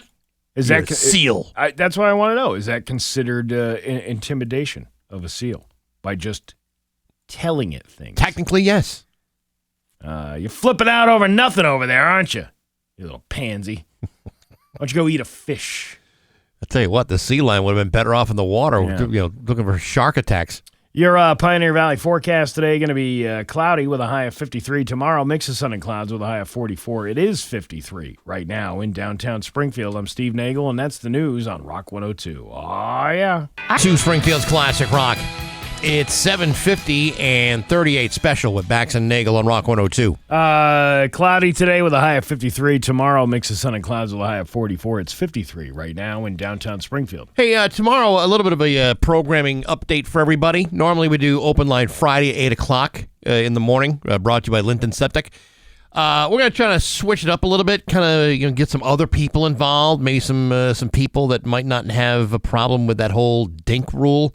We're going to do it at 7 o'clock rather than 8 o'clock. Well, we could do it at 6, 7, and 8 if you want to. Theoretically could if we wanted to. Yeah. It would just be good to get a little bit of change, a little update in it. Because I got to tell you, there were a few people waiting till 8 o'clock that just really should have just gone back to bed and never woke up.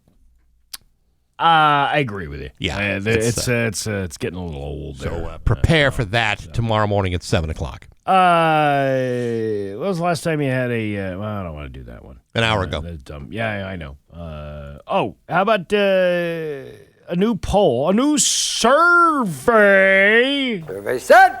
Found that 72% of Americans don't feel like they have enough privacy in a public bathroom stall because someone could peek in through the gaps in the door at any moment. Have you ever had that experience where somebody's peeking through the gap at you? I've had the experience where that little latch that's supposed to lock the door doesn't hold the door. Oh, I hate that. Oh, that drives me crazy. Yeah. That's me time, man. I can't be doing that with an open door. 53% of people say we should eliminate the gaps in bathroom stall doors. 45% also prefer it when the door goes all the way to the ground. I like that. There was a restaurant I went to in New York once. I thought this was a great idea. You go in, and it's a glass door. And you think, well, I mean, it's a clear glass door. Yeah. You're not going to get any privacy. It's a glass door, but when you close it and you turn the latch, The frost comes it on. frosts up and Yeah. no one can see inside. That's pretty cool. I love that. It's Yeah. total privacy. It's like Yeah. you can do anything in there and no one would ever know. Except for the owner of the restaurant looking at you on a camera that he installed in the toilet. All right, listen. I don't know if it's Chuck Berry is doing this or what, but I don't need that. But I require alone time and privacy. You ever wonder how many times you've probably been in a bathroom that you were recorded in that you didn't even know? And like when that pervert gets to that footage, like that's, maybe your fetish is watching chicks go into the bathroom in a unisex bathroom. Yeah, I would like. And then you're flipping through. You're like, she's pretty good, and she's pretty good, and then you get to me. I would like to think that guys like me and you in a bathroom would be enough to kill any fantasy, Yeah. any bathroom fantasy. That's like back in the 90s trying to watch Cinemax on a Tuesday night when they don't have any of the adult late night programming. Like, maybe I can get something good here, but you don't. No chance. You don't have a chance in snowball's chance in hell. God, that's a disappointing find for one of them guys. This is one of the more disturbing visuals you've put in my head about the idea of someone doing some peeping Tom work while I'm doing my business. Well, think about it. Think about it. How many times have you been in some place you have no idea? They find these cameras all the time. Yeah, I know. I mean, there's no way to know for sure. I don't check when I go. First of all, I don't really care if that gives you the jollies. Watching me go to the bathroom, If I know I kind of flattered actually. really, you take that as a compliment? Well, I mean, who else would want to watch that kind of? Nobody wants to watch that footage. Except that one guy. Yeah, that's what I'm saying.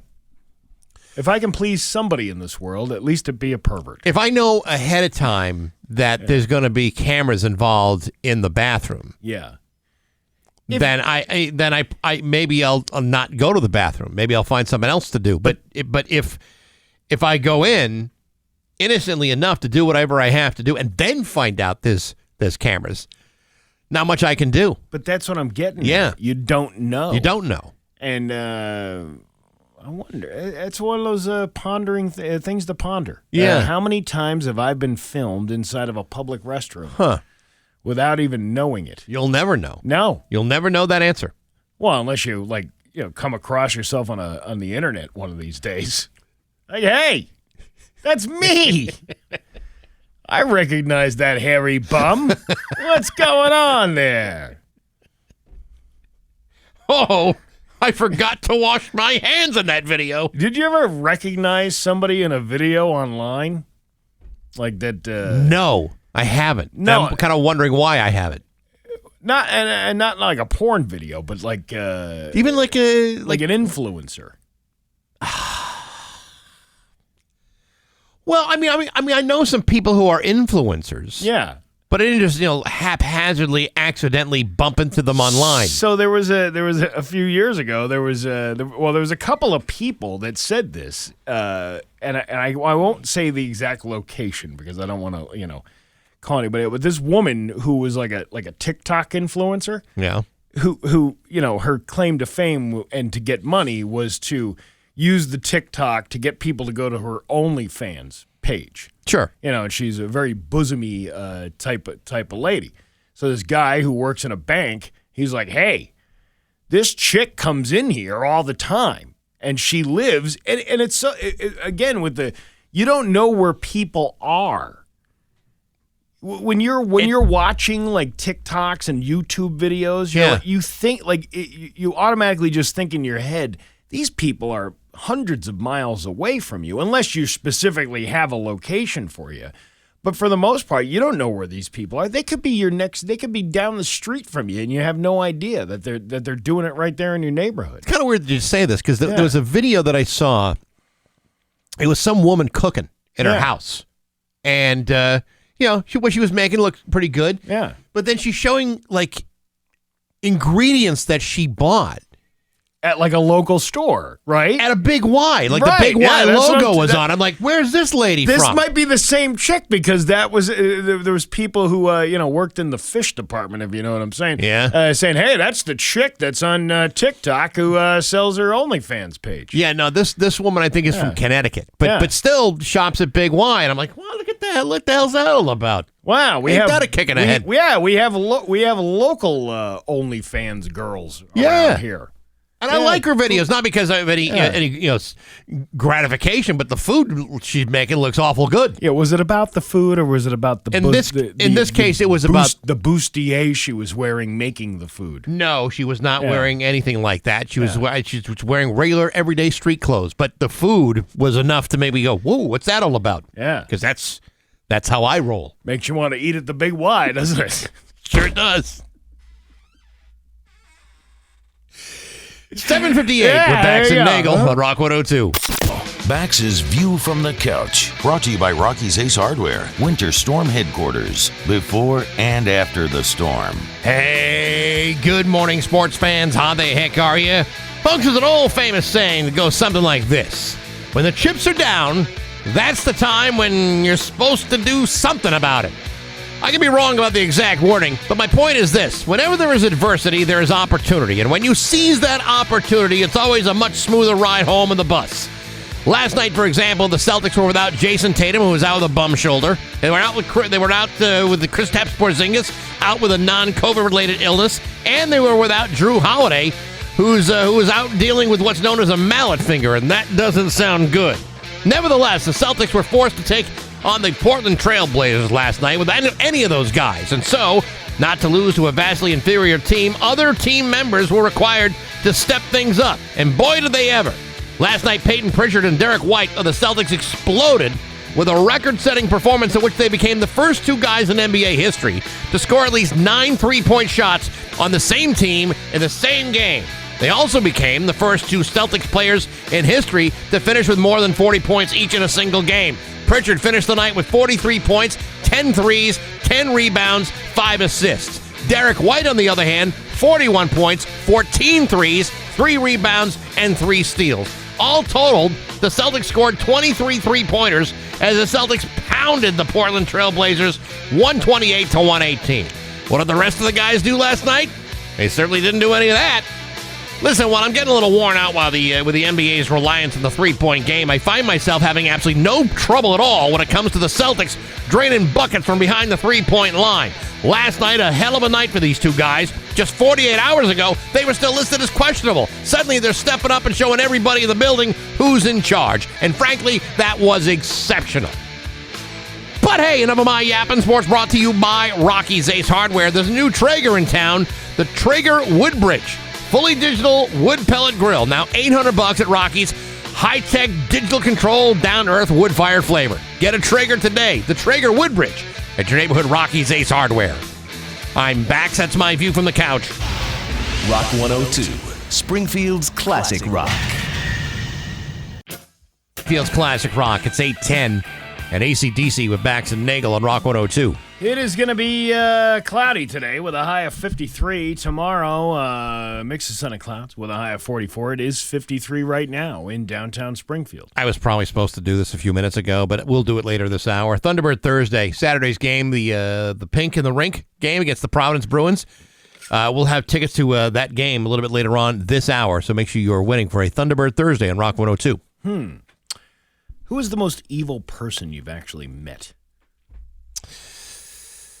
The most evil person I actually met would probably be Klaus von Bülow.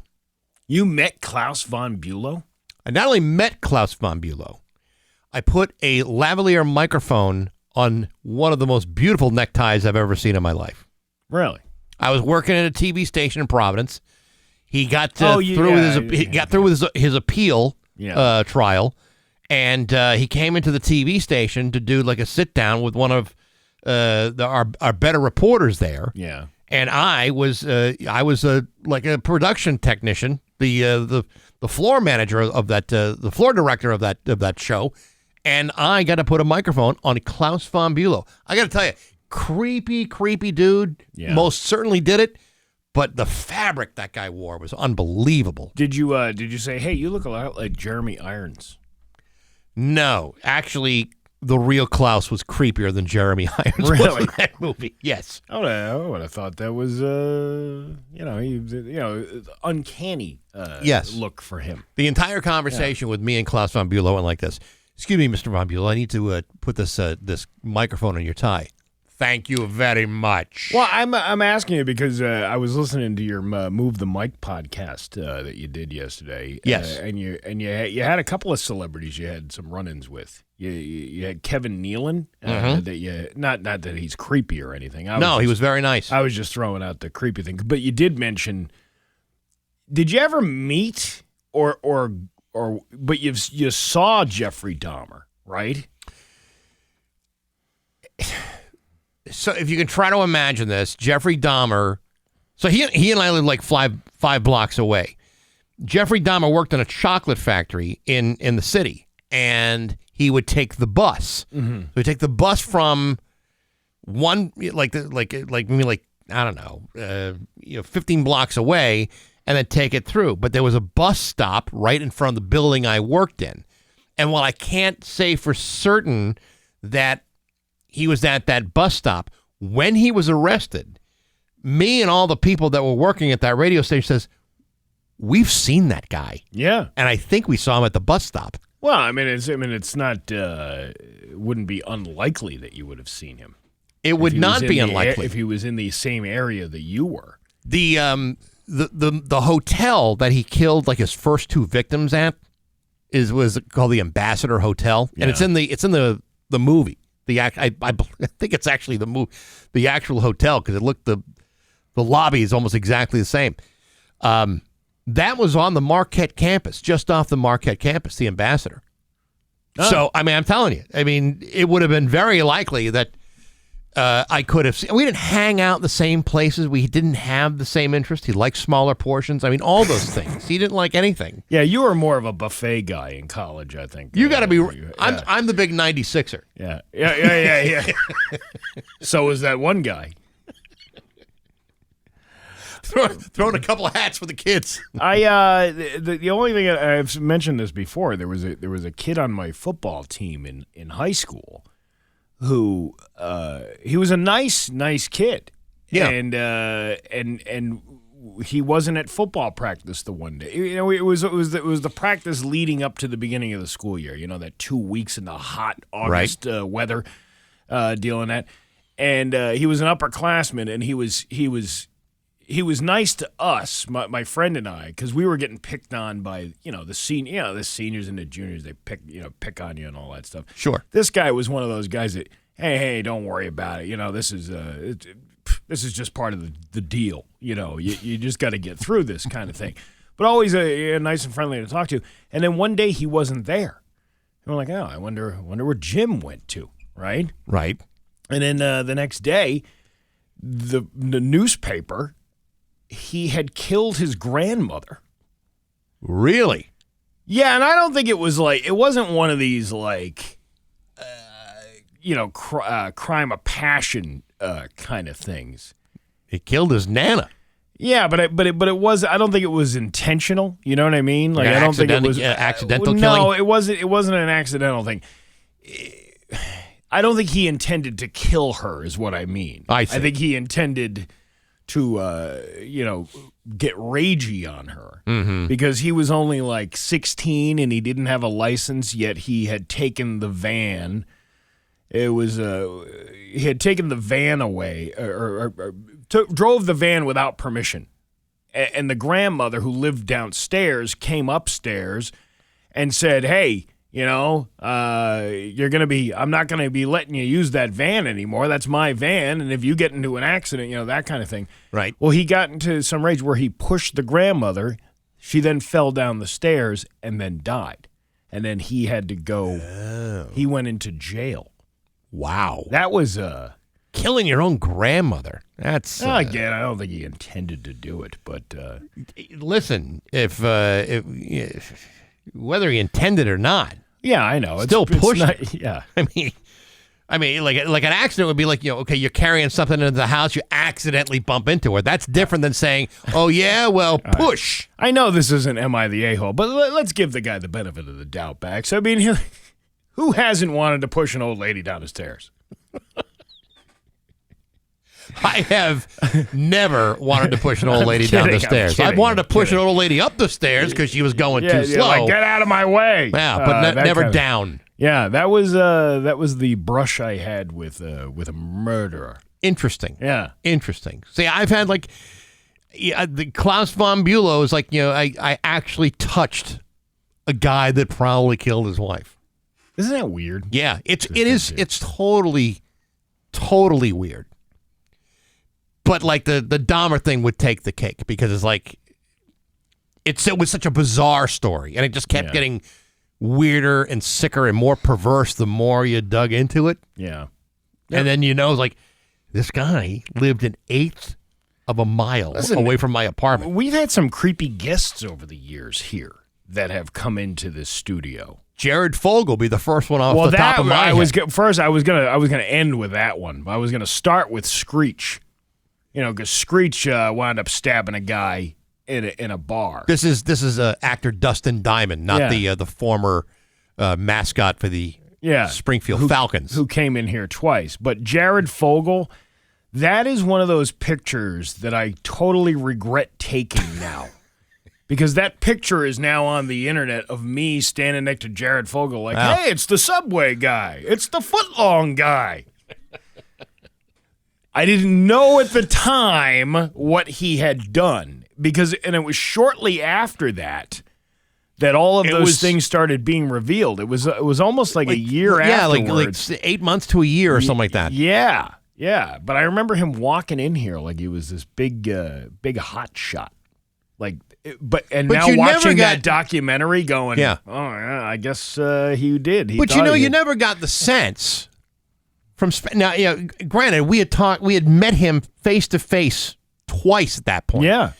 You never got the sense that this guy was that kind of guy. I mean, you thought, all right, he's a little weird, a little off, something goofy about him, but you never thought he was doing that. But you know what? I used to think that too. These people have if you're inclined to be that type of scumbag, that you have to look and act a certain way.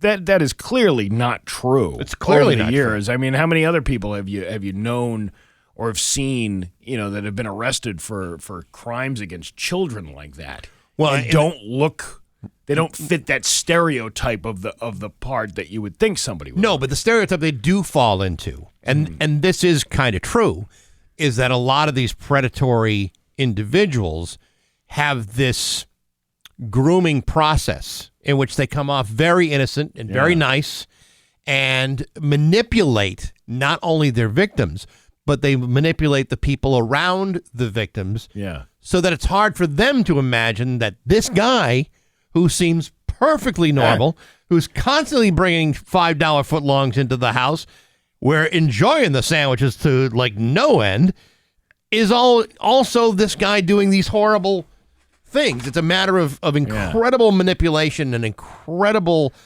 grooming that these individuals do. My favorite dark meme was Jared Fogle in a prison outfit that says tuna sub spelled backwards is bussin' nut.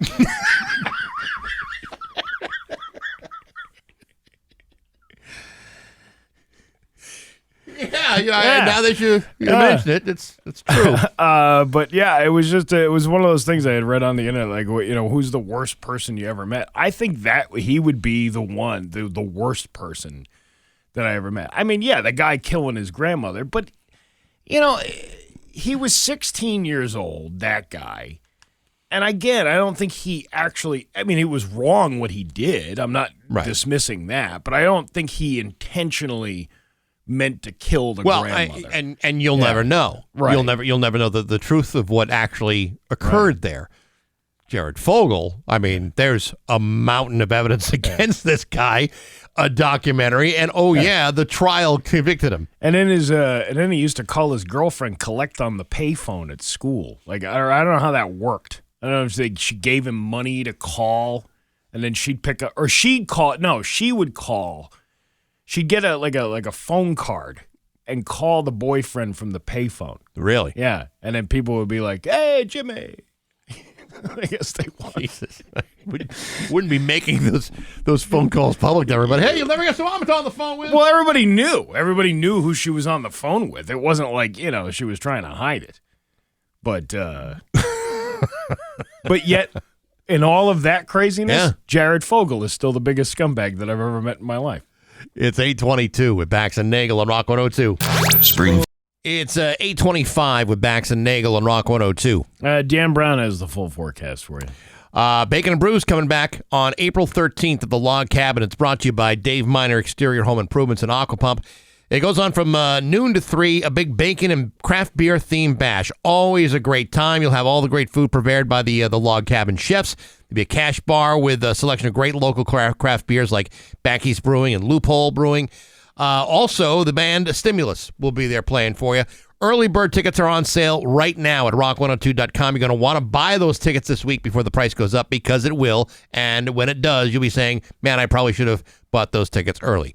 Got to be over 21 with a positive ID to enter. It's Bacon and Brews, brought to you by Dave Miner Exterior Home Improvements, Aqua Pump with support from Nor'easter Organic Life Hydroponics, the Tommy Carr Auto Group, and Rock 102 Springfield's Classic Rock. What else is going on? What do you got going on? What do I got going on? Well, I got doing some things, podcast with those guys from. Oh, I'll tell you what. Those guys from the Move the Mic podcast, when they were here, they bought us a coffee maker because you and I were complaining that we're sick of K-Cups. We would like to have an actual coffee maker just for the studio, just between you, me, Dan, Pat, if he can reach it, can maybe get some coffee, and how great that would be. Well, those guys got us the coffee maker, and we haven't set it up yet because we kind of wanted a fridge for our creamers. Yeah, and lo and behold, listen, ask and you shall receive. You throw it out in the universe and somebody brings it to you. Kluwitz was nice enough to drop us off a brand new mini fridge. which is it's all we needed. We can store our beers in there. Yeah. Well, you know what? No one better move all the creamer out of there, the half and half, so they could put their beers in there. So now we just need we need coffee, we need filters, and we need half and half. Did it come with the measuring spoon? No, we need a measuring spoon needed that too. Yeah. Okay. All right, Well, that's next. What kind of coffee do you like? Oh, like a good full-bodied medium roast is perfectly fine with me. What's your favorite bean to flick? Now, do you prefer to grind our own beans here on the show, or would you prefer like something that's like a pre-ground bag of coffee? I prefer flicking the bean. I'm sure you do. Yeah, but I also like coffee too. Yeah, that means two things. I like it like a nice espresso grind, like something really strong, real strong. Yeah, huh? Yeah. Okay. Yeah. Well, we may have to put some of our own investment into this. No, this isn't. We're celebrities, Bax. We're important people. I know that. How do you know that? Yeah. But we may, in order to get this thing really cooking, we may have to invest a little bit. If you're a bean flicker, 293-1021. Call us on the Route 10 Tire listener line. Tell us how you like your bean flicked. We used to have some coffee people on the show, advertising on a regular basis. I'm just saying, there's got to be coffee around there somewhere. Wouldn't that be interesting if suddenly you decided, we should spend more money on Rock 102 to advertise, and then they would talk about this as we made coffee? Yeah, the bean flicker can come here in the studio. The cream guy, you stay far away. You just drop that off at the front door. So we're looking for a bean flicker and a creamer. Yeah. Yeah. There are no milkmen around here that I'm aware of.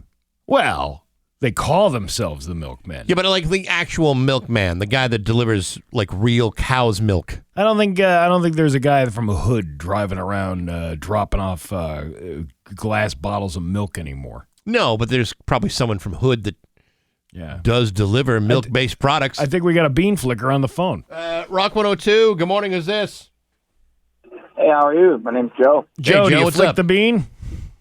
Yeah, listen, I got a bean grinder. You guys could have it. Yeah. Is this a grinder that's been used to grind other things?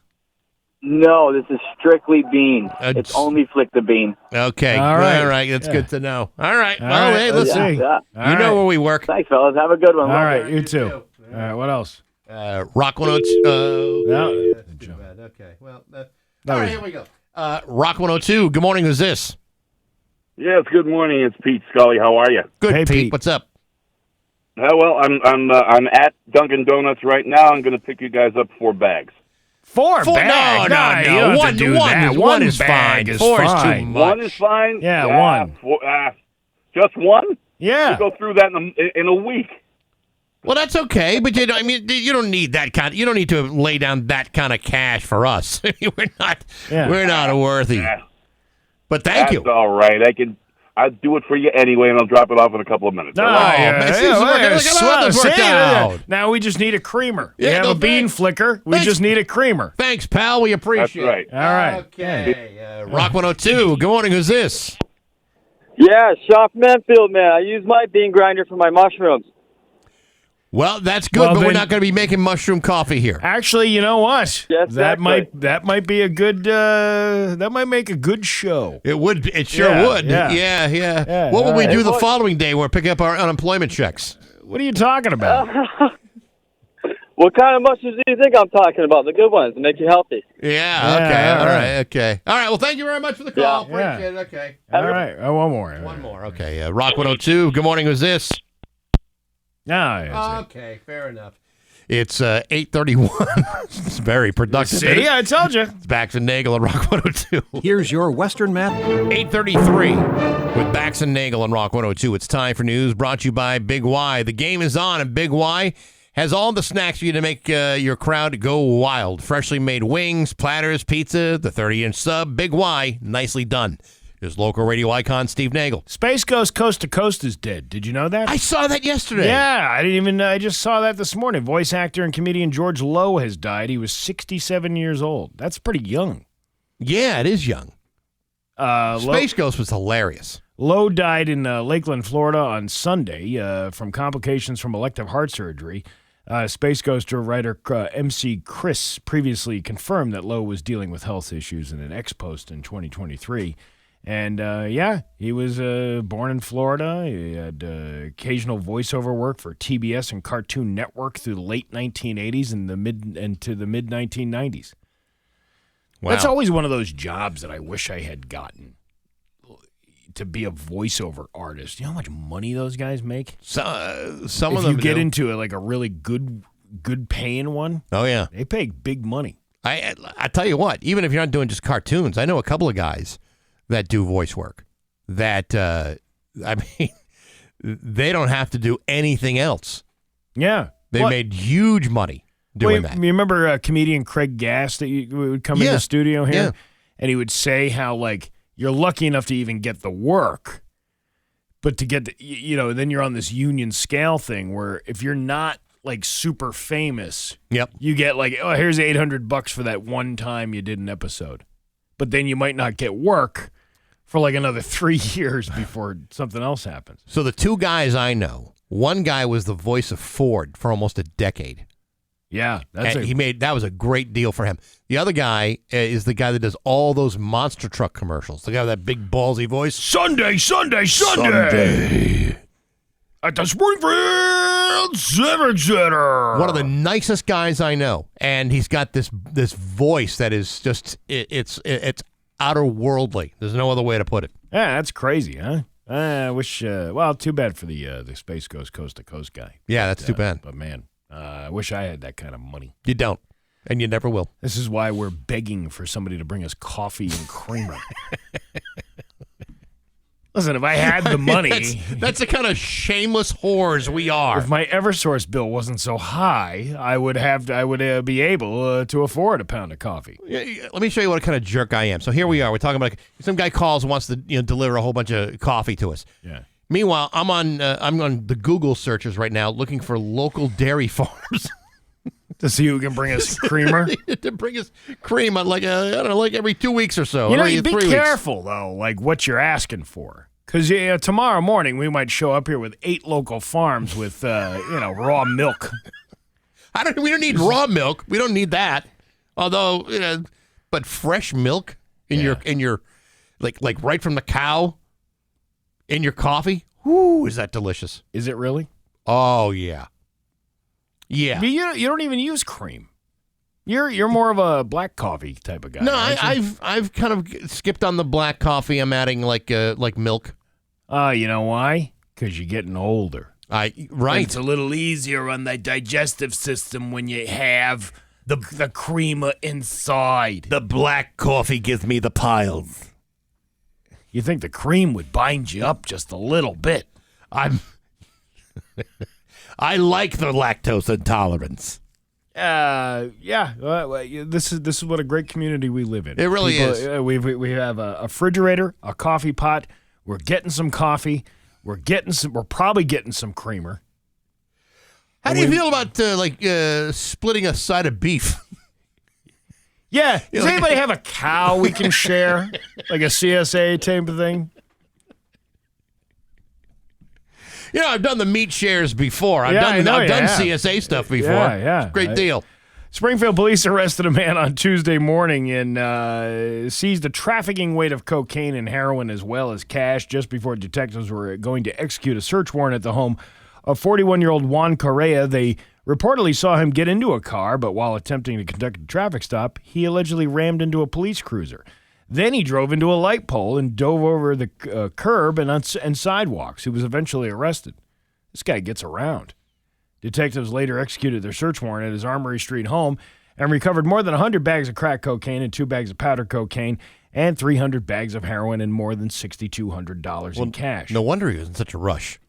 Oh, you got all that cocaine and drugs at home. I got people in the street waiting for me right now. I got to get back. Correa faces several gun and vehicle-related charges, including 2 counts of assault with a dangerous weapon, operating a motor vehicle with a suspended license, leaving the scene of a property damage crash, failure to submit to police, and illegal parking. He's going to fight that one.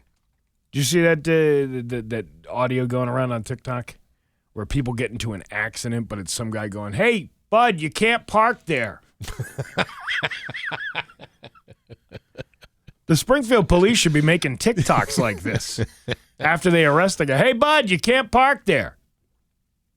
You know how you know how some police are with their phones. Yeah. I don't think they want to. I don't think they're promoting TikToks. Why? Yeah. Why not? Well, I think like the Karen Reed trial would be enough to say, hey, maybe keep your phone in your that's on the dashboard. That's the state police. The local cops, they know how to make a good TikTok. Not so without sure. crossing the line. Anyhow, there was a guy who swallowed a bunch of diamonds. You want to hear about that guy? Sure. Yeah, a 33-year-old man from Texas named Jathan Gilder attempted to steal $1.3 million worth of diamond jewelry from Tiffany & Company in Orlando last month. On his way out, he got into a scuffle with employees and dropped a ring, but he got away with 2 sets of diamond earrings worth $610,000 and $160,000. Those are some expensive earrings. That didn't fool anybody. It just made things messier for the police who scanned his body, saw the foreign objects, and notified they'd have to be collected after passing through the system. So these diamonds were going to be judged on cut, clarity, carat, and crap. Yeah. It's the 5 C's. I only mentioned 4. 4. Couldn't remember the other one. Constipation. That's going to... I'll tell you what, it'd be like bullets coming out of you. He even asked the jail staff, "Am I going to be charged with what's in my stomach?" Yes, probably. Yeah, when it comes out. That's where the evidence is. Can you imagine having to wait for some guy I'm sure it must happen where someone has got to be there to collect the evidence. Otherwise, it ruins the entire investigation. Who do they give that job to? A rookie. Yeah, I was going to say, the guy who just started. You're the first one to go in when we go to a domestic and some guy says he has a gun, and you're also the first guy to collect the stool sample from the guy who swallowed the diamonds. But one day you'll be captain and you'll be telling some other young pup to do that for you. They never talked about this in the police academy. Well, they should have. They absolutely should have. I don't know. I'm getting to the end, and I'm getting. I don't know. You're wearing down. It's a long day, man. I don't want to be here anymore. Well, you're another month from vacation, right? I cannot wait to go on vacation. I can't wait for you to go on vacation. I am just like, I need to go somewhere and just unplug. This winter has been horrendous as far as the not being able to do anything. Everyone is feeling it. I don't know why this winter is different than other years, but there's a lot of people still trying to get past the time change. Yeah. And the weather. I mean, we've gotten snow. We've gotten beat down by snow much worse than other years, but it's like it's overcast and damp and it's gross and no one wants to be here. Well, everyone's feeling this. My kids and I have been going on walks every day for the last couple of weeks. So the weather's been nicer. It hasn't been like, the warm spring-like weather. Right. But it's still like you're walking along and it's just like melting snow and ice everywhere. This is what and I'm it's talking still about. Dreary, and it's just like I need to get the hell out of here just for a week. That's all I need. Just a week refresher. That'll do it. Yeah. And I still got like another month to go before that even happens. This sucks. I know. It'll go by quick. That vacation will be here before you know it. Well, the vacation will probably go by a lot quicker than the anticipation leading up to the vacation.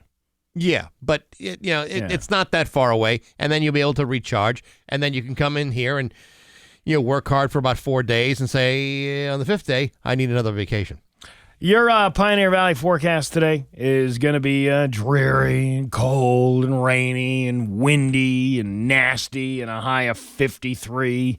Tomorrow, dreary and cloudy and rainy with a high of 44.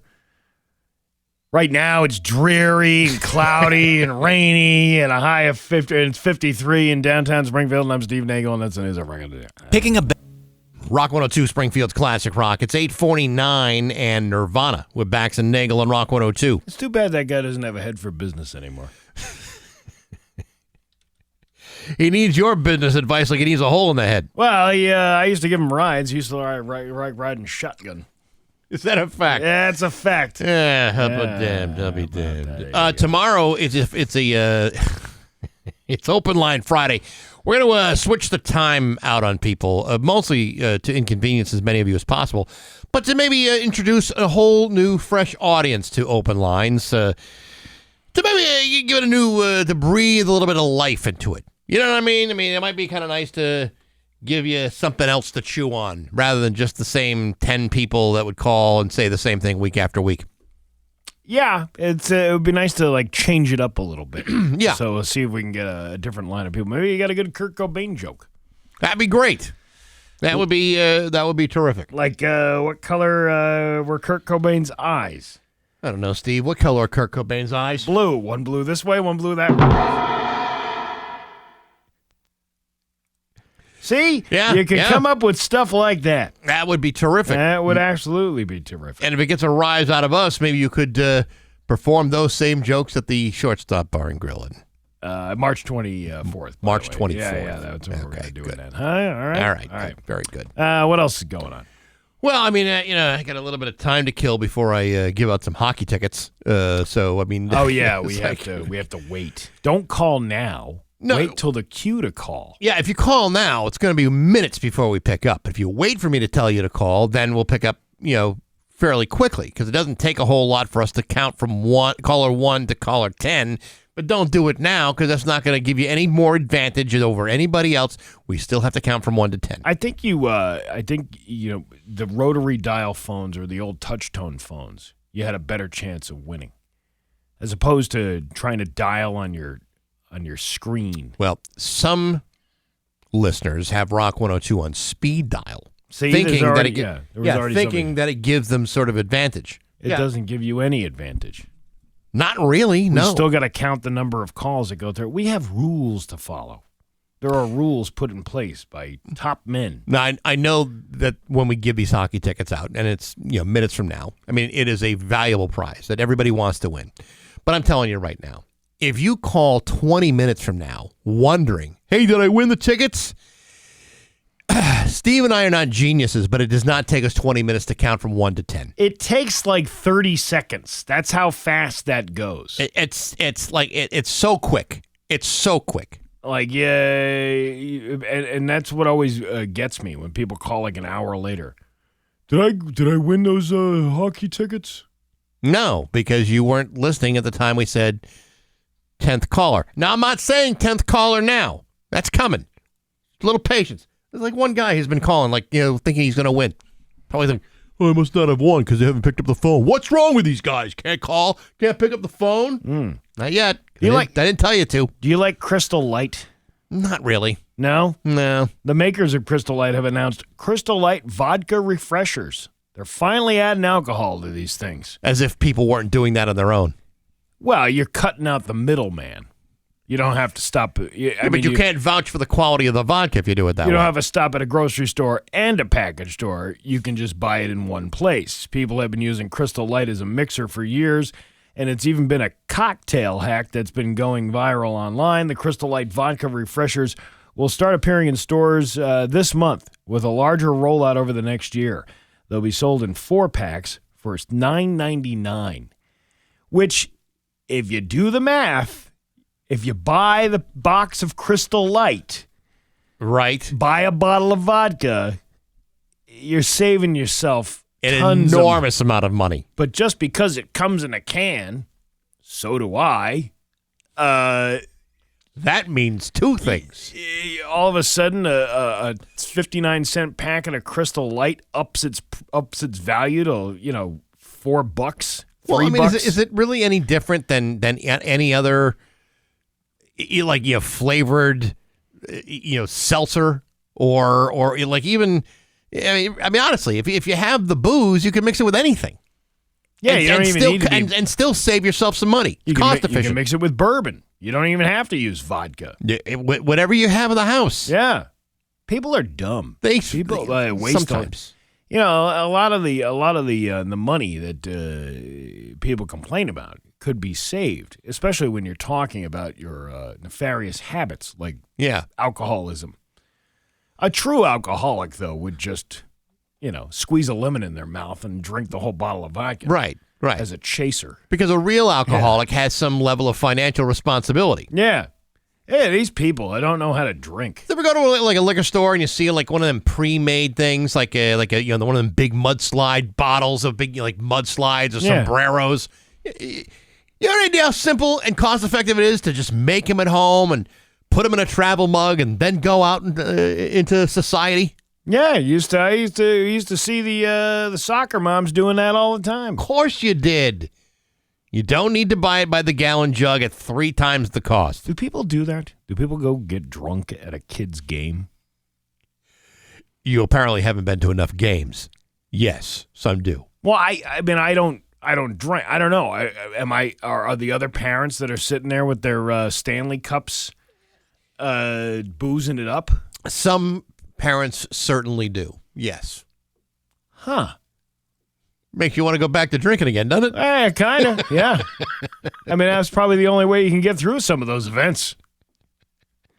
Listen, you'd be surprised how quick a U10 soccer game will go when you're sucking back a bunch of sombreros on the sidelines in a lawn chair. Yeah, we're doing Jaeger bombs over here on the side. That's why there's so many fights. That's why there's so many fights at those games. Of course. I get it now. Hey, 10th caller right now at 293-1021. The Springfield Thunderbirds are taking on the Providence Bruins on Saturday. It's the Pink in the Rink game. We got a 4-pack of tickets, plus you win all the other great stuff along with it. So, and that includes the 4 hats, 4 koozies, and the 4 tickets. 10th caller, 293-1021. Good luck to you. Yeah, a koozie to hold the alcohol that you're going to need to spend time with your family. It's Bax and Nagle on Rock 102. Caller tech. Rock 102, Springfield's Classic Rock. It's 9/11 and Whitesnake with Bax and Nagle on Rock 102. It's going to be rainy today with a high of 53 and then a wind advisory in effect tonight until tomorrow with a wind gust up to 60 miles an hour. And sunny, though, with a high of 43. It's 52 right now in downtown Springfield. This week on Baxi's Musical Podcast, my guest has been Frank Meyer from the band Streetwalking Cheetahs. The band's been around, very hard-working band. It's been around for almost 40 years now. He's got his very first solo album called Living Between the Lines. It comes out next Tuesday. But he's also an award-winning documentary filmmaker, a producer, a director. He's worked for shows on NBC. He's written a number of books, about 8 different books. He's also the older brother of actor Breckin Meyer. Next week, my guest is singer-songwriter Chris Berardo, known actually by quite a lot of people in this area, but he is in Norwalk, Connecticut. He's released a number of albums over the years. He's got a brand spanking new one. It's really, really good. He's my guest starting on Monday. You'll hear that on an Apple Podcast, Spotify, the Rock 102 YouTube channel, rock102.com, and on the app. And it's all brought to you by Metro, Chrysler, Dodge, Jeep, and Ram at Chicopee, and Rock 102 Springfield's Classic Rock. As much as I'm complaining about the weather and all that stuff, I can feel it. I said it yesterday. You can smell it in the air. You can start feeling it in the air. Oh, I'm sorry. I didn't think you'd smell that. It's that spring weather. Oh, yes, you're right. It's not that bitter, cold winter that we were having a couple of weeks ago. It's starting to... Things are starting to move along here. Still a little damp, though. Still a little damp. Got to get past that dampness. And maybe I'll take a walk on the bike trail today. The East Longmeadow one? Yeah. You sure you want to tell people where you're going to be walking? Why not? You don't know what kind of people are out there. Listen, I've seen the people out there on the bike trail. There's nothing but, I don't know, who's out there at this time of day? The elderly? The elderly? You don't want them out there. Well, I mean, they don't walk. I can pass them. You could certainly outrun them. Yeah, but maybe I'll take a walk on the bike trail. Yeah, I won't be doing that. I got a lot of things going on today. I got a very, very busy day. You wouldn't do any physical activity if it Even if you had $1 million at the end of the line. That's wrong. Did you see how fast I ran from my office to the cake yesterday in the conference room?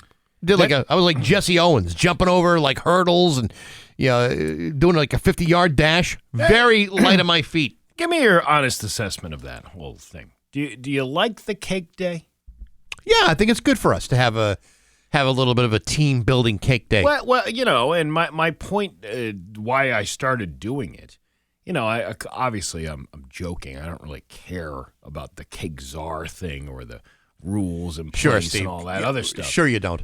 But the idea that we get to know who works here because nobody else introduces us to them. In all fairness, there have been times in the last couple of decades where we didn't have things like a cake day, and we didn't really do things as a staff. And then there were people that were hired that worked here for years, and we didn't even know we were here. It happens. And then you find out, sad to report, this person is no longer with the company. You're like, who is that? It happens. You want to know something funny? Our boss, the guy who just came in here not too long ago, he had been coming here for years because he worked at another location.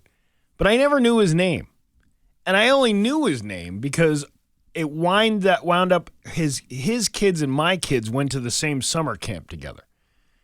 And that's how you found out. And then my kid came home and said, hey, I guess, you work with this kid from camp that I met, or you work with her dad. And I'm like, who the hell is that?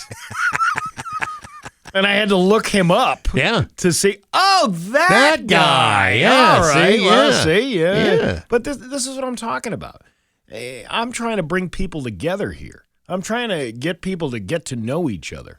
That's the whole point of this thing. Yeah. I mean, you're really kind of like the social director of the building. I have become the social director of the building. Yeah, because we don't really do much outside of cake day.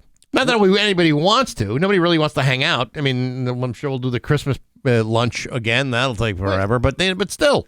What do you think the mentality is behind that? That nobody wants to introduce us to other people that work here? Because most of the people that are new hires are not in this department. I know they're not in this department. They're in the other. We do work technically together. Yeah, wouldn't you want to know who's working on? I don't need to know personal details about your life. No, but it would be nice to know what your name is and what made you want to decide to come into this godforsaken business. We're seeing more of an effort now than we had a while back when none of that was happening. Yeah. Nobody was introducing anybody. It's like we had to go out of our way to introduce ourselves. Yeah. And you know what? I don't have time for all that. I'm very, very busy. You're not that busy. I'm busy. Busy packing up my stuff, busy walking out the door, busy getting in my car, driving home. Listen, I don't want to spend too much time on this, but I hope that my actions have bridged a gap between management and the idea that getting to know people is a good thing. Steve, I think if we were still doing that Employee of the Year thing that we used to do many years ago. Hey, how you doing? Yeah. We were still doing that Employee of the Year thing that we used to do many, many years ago. I'd vote for you. You would? Yeah. How about that? Because nobody else is stepping up. Yeah, see? I see you stepping up. Yeah, you have to step up. Even if the power is getting to your head. And listen, I got something for us out of this. I didn't, you know what I mean? Like, I know. We're not getting some cheap ass Pepperidge Farm cake out of the freezer section. We're getting an Italian pastry. I know. From a place who I said yesterday clearly needs the advertisement. There's always somebody in that place. No one has ever heard of La Fiorentina until I started talking about getting a cake. Yeah, that's right. So. Yeah, that's right. Listen, I go there like maybe once every other week or so to have coffee with a buddy of mine. That place is always crawling with activity. I go in there and they're like, "Thank you, Steve. You saved our business. No one would have ever known about us until you started buying cakes for the Rock 102 birthday party." That's not exactly true, and I'm pretty sure Ilio, who manages that shop, it would say, yeah, that's not true at all. Yeah, they don't even know who I am over there. It's 9:18 with Bax and Nagle on Rock 102.